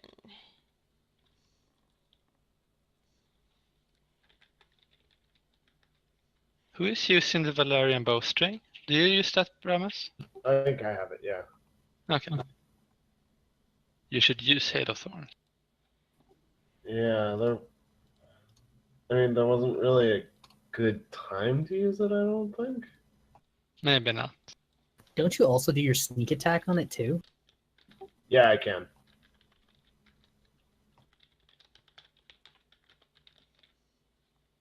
Yeah, but it's on the attack and not the Hail of Thorns effect. So. I think it hits the attack first and then it triggers Hail of Thorns, right? Yeah, that's kind of like a paladin's might. The Hail of Thorns attack just effect just applies to your next attack that you hit on. So that's what the shield does. I showed it. I put it in handouts. That sounds like a good fit for Kevmorn. It's Yeah. only he gets I resistance. mean, it's good, and to be fair, the amount. Yeah, I reckon I could, even if it is cursed, I reckon it still might be a good investment. Like, you can cast remove curse, right? Yeah, I was going to say, like, we can remove If it we ever eventually. get rid of this.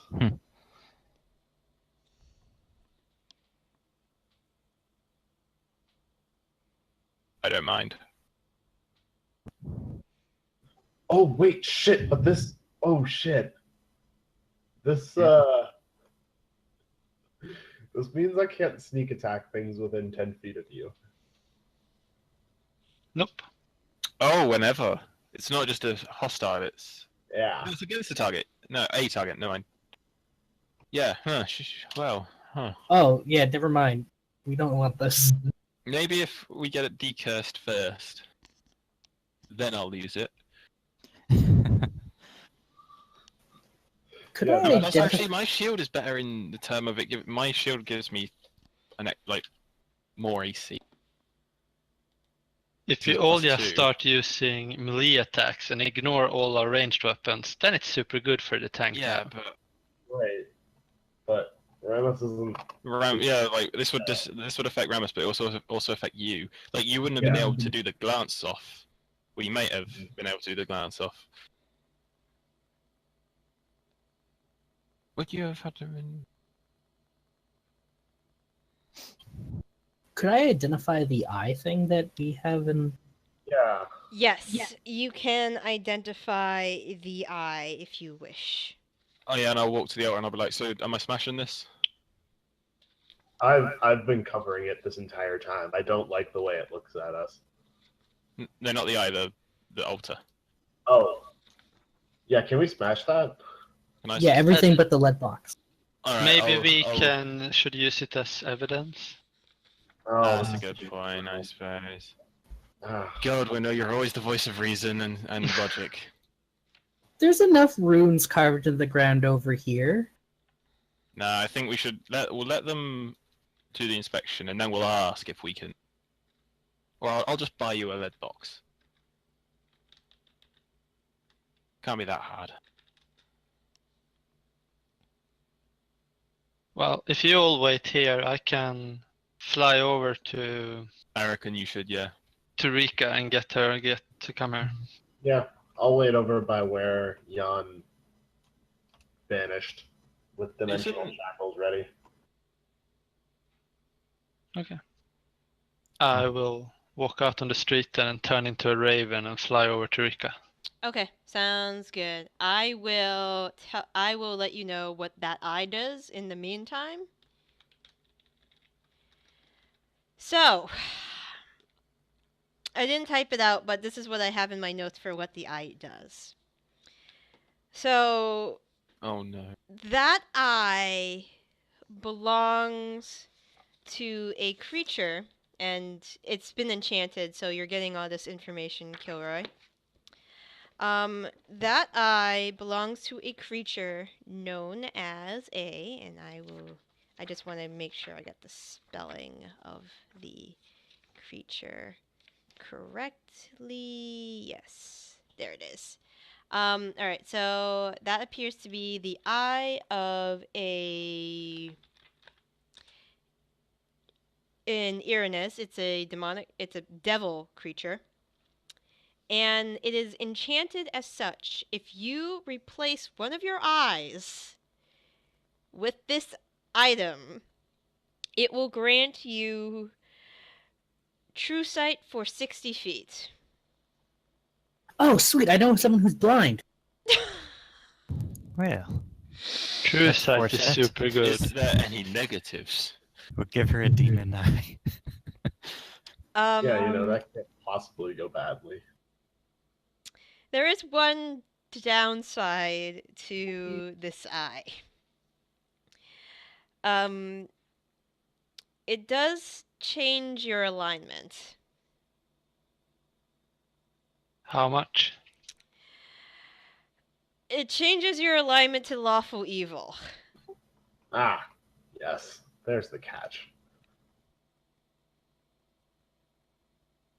For true sight, it's so worth it. Yep, it's only my core moral.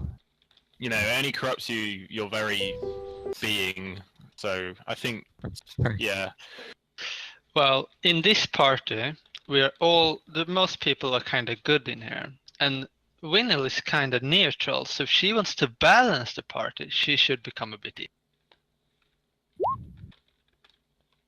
evil. Makes sense.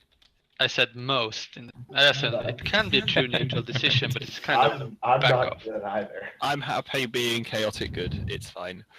I'm good with what I am. I don't want to lose an eye. That too. Yeah, no, no, Ramus will not take that. If you want to give it to that's your sister who you're talking about, right? Who's Yeah. blind? Or my niece, Your Killian. niece. Your niece. Yeah, sorry. You want to make your niece evil? I mean, I don't know that she's not. That's a good point. Haven't you No, met her? like, we can't actually dispute that. That's the best bit. We're just sat here like, he has a point.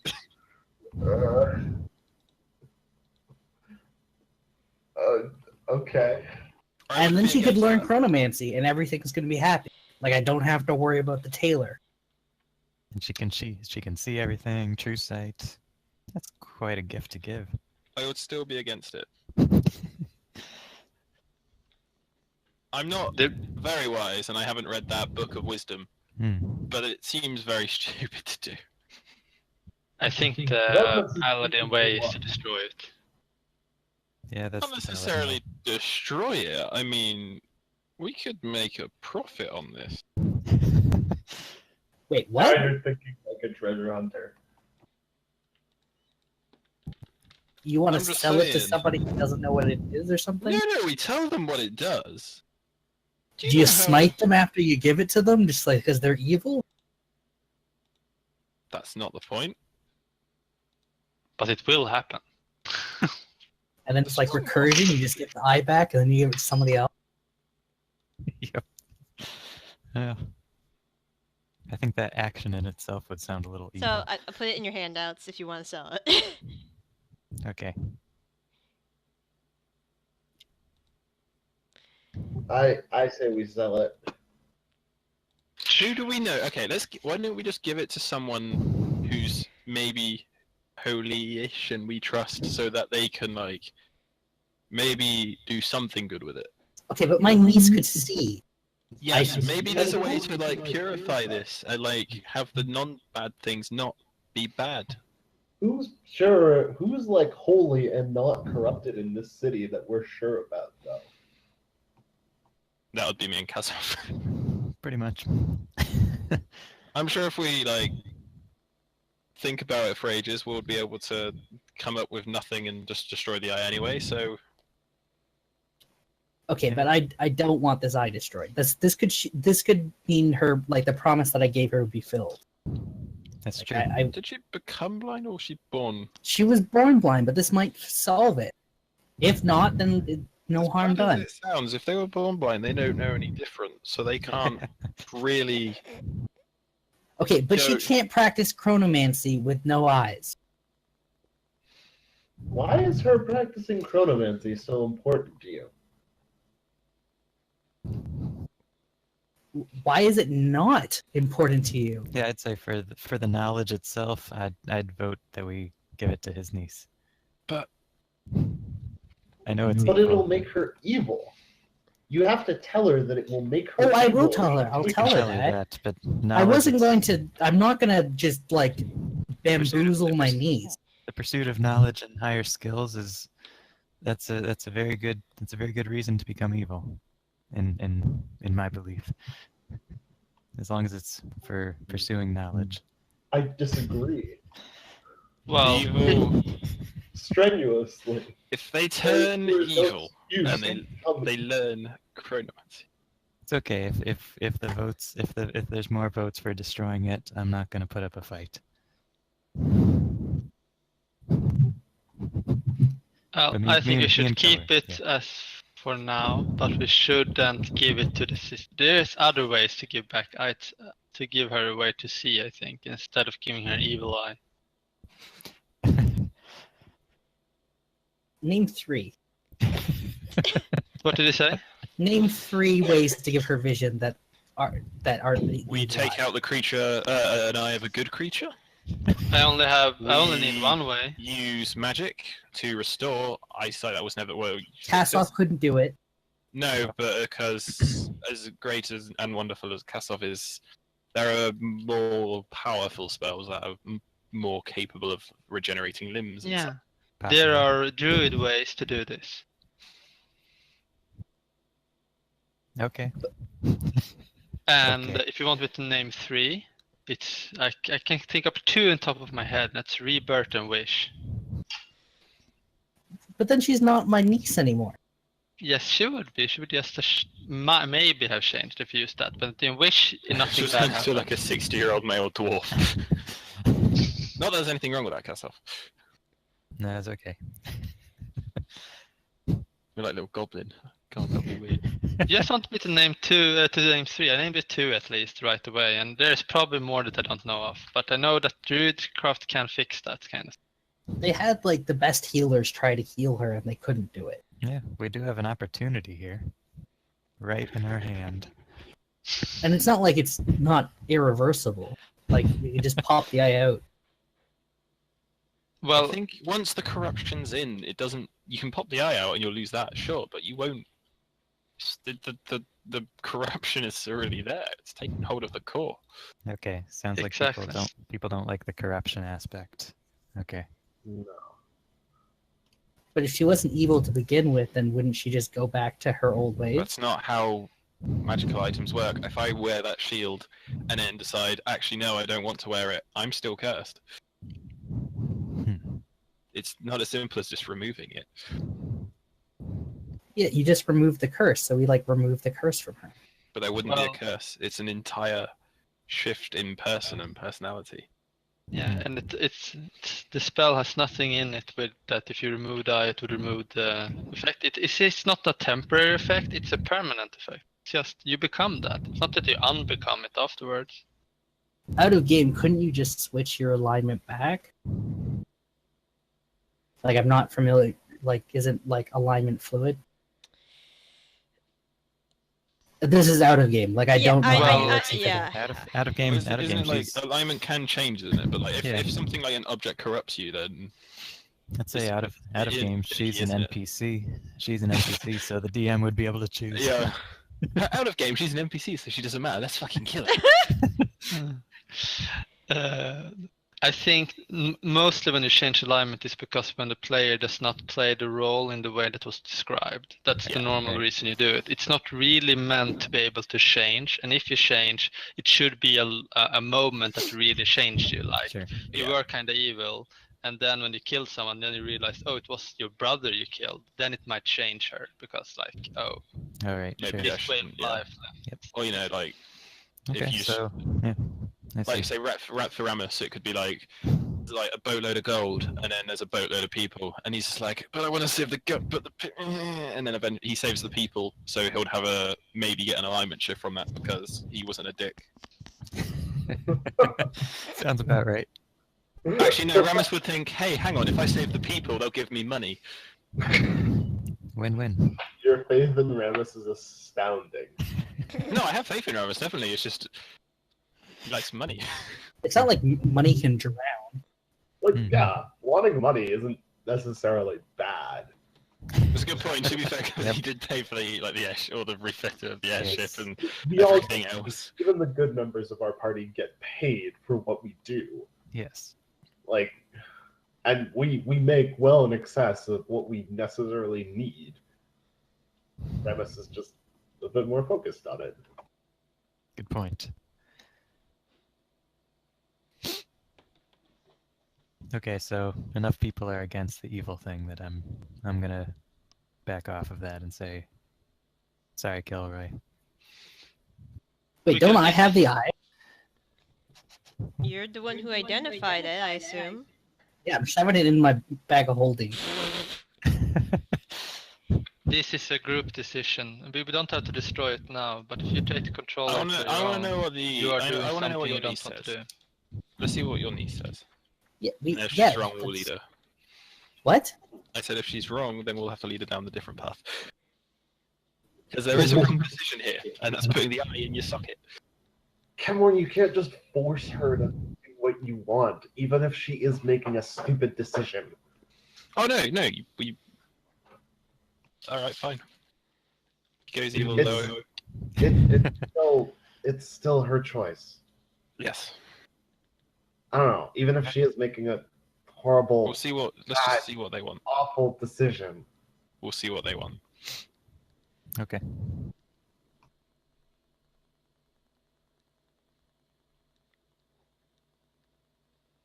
I'm just Okay. doing XP while you guys debate. Ah, Sure.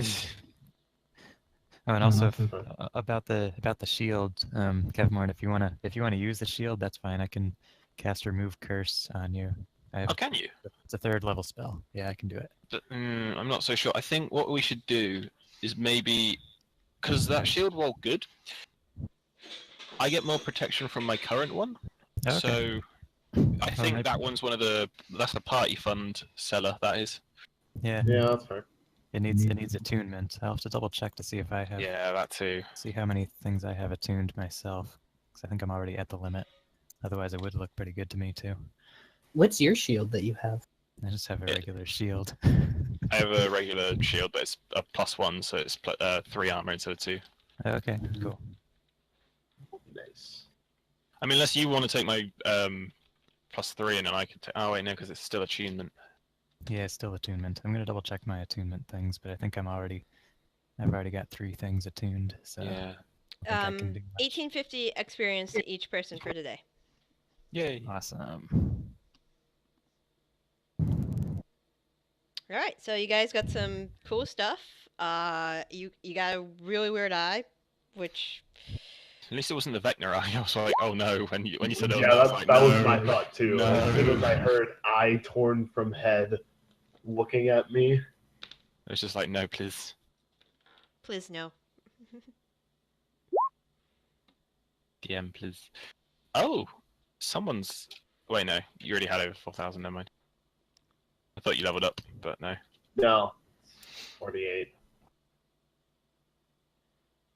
4,000 or 3,600. So It's like 2 more sessions. Yeah, probably 2 more, and I'm level 7. Yeah. Nice. 7. 7. No, Wait, you're no, 8 like Right. me. no, I'm level Yeah. 6. No, What? you should be 7 by now. You should. He What's should be your- 8. Should He should be probably 8 last tell. session. What's your Kill XP? Oh wait, hang on. I may have. Wait, I have 30,000 P. What's that? 7. No, 7. Sorry, yeah, no 7. I Based I on- derped. I don't know why I derped. Level 7. Sorry. 8 in 2 sessions. There. Yes. Words. Yes. How do you have 13,000 less than? Because I think you missed last time. Did I added Did the you get- XP from last week or last session. I did add that. You and me were within 100 XP before. I mean, I'll gladly bump myself up if you really believe that, but I really believe you're at like 30. You were at like 34, just slightly higher than me. Before last session. I mean, Yeah. I'll let you do that. I don't want people to be too far I'm apart from honestly each not. other. I don't mind, in all honesty. But I mean, if you're sure that I was, do you like? Did we talk about it? I remember, like, I think you rolled it, didn't you? Like, didn't you do the / roll? It might be I further mean, up you in the can always chat check line. the foot. I'll just troll through and check the footage and see if I was. But I think I recall you and me getting 8 at the same session.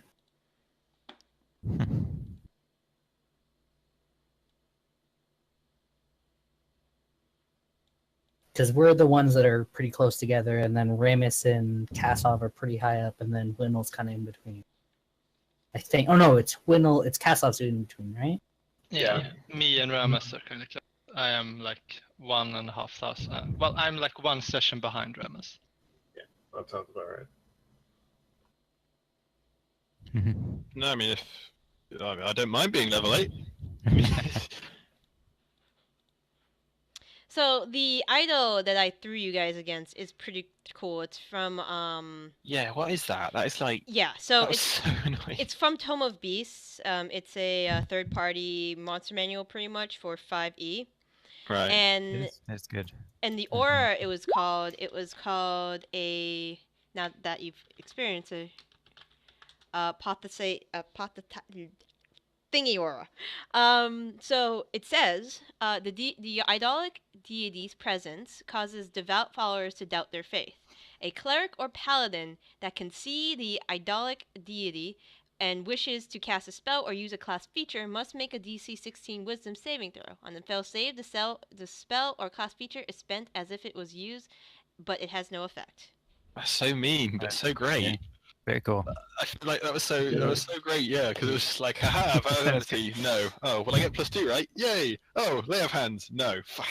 Yep. That was actually pretty really rough. good. I like that. That was great. That was pretty tough. That was interesting, yeah. Yeah, they have a bunch of interesting things That's in so this tome. cool. I love it. That's so cheeky as well, because it's just clerics and paladins. Yep. So it's like, what are we doing because of this off? I don't know. You know, it's true. Doubt the faith in your god. Yes. Like, did we ever truly believe? But no, that was really great. I loved it. Yeah. Yeah, that was good. The other thing it has, which was the annoying thing that kept being cast on you, Kevmord, was Seduce the Righteous. It's what it's called. Yeah. The idolic deity targets one creature it can see within 30 feet. The target has a disadvantage on attack, saving throws, or ability checks. The idolic deity chooses until the end of the turn.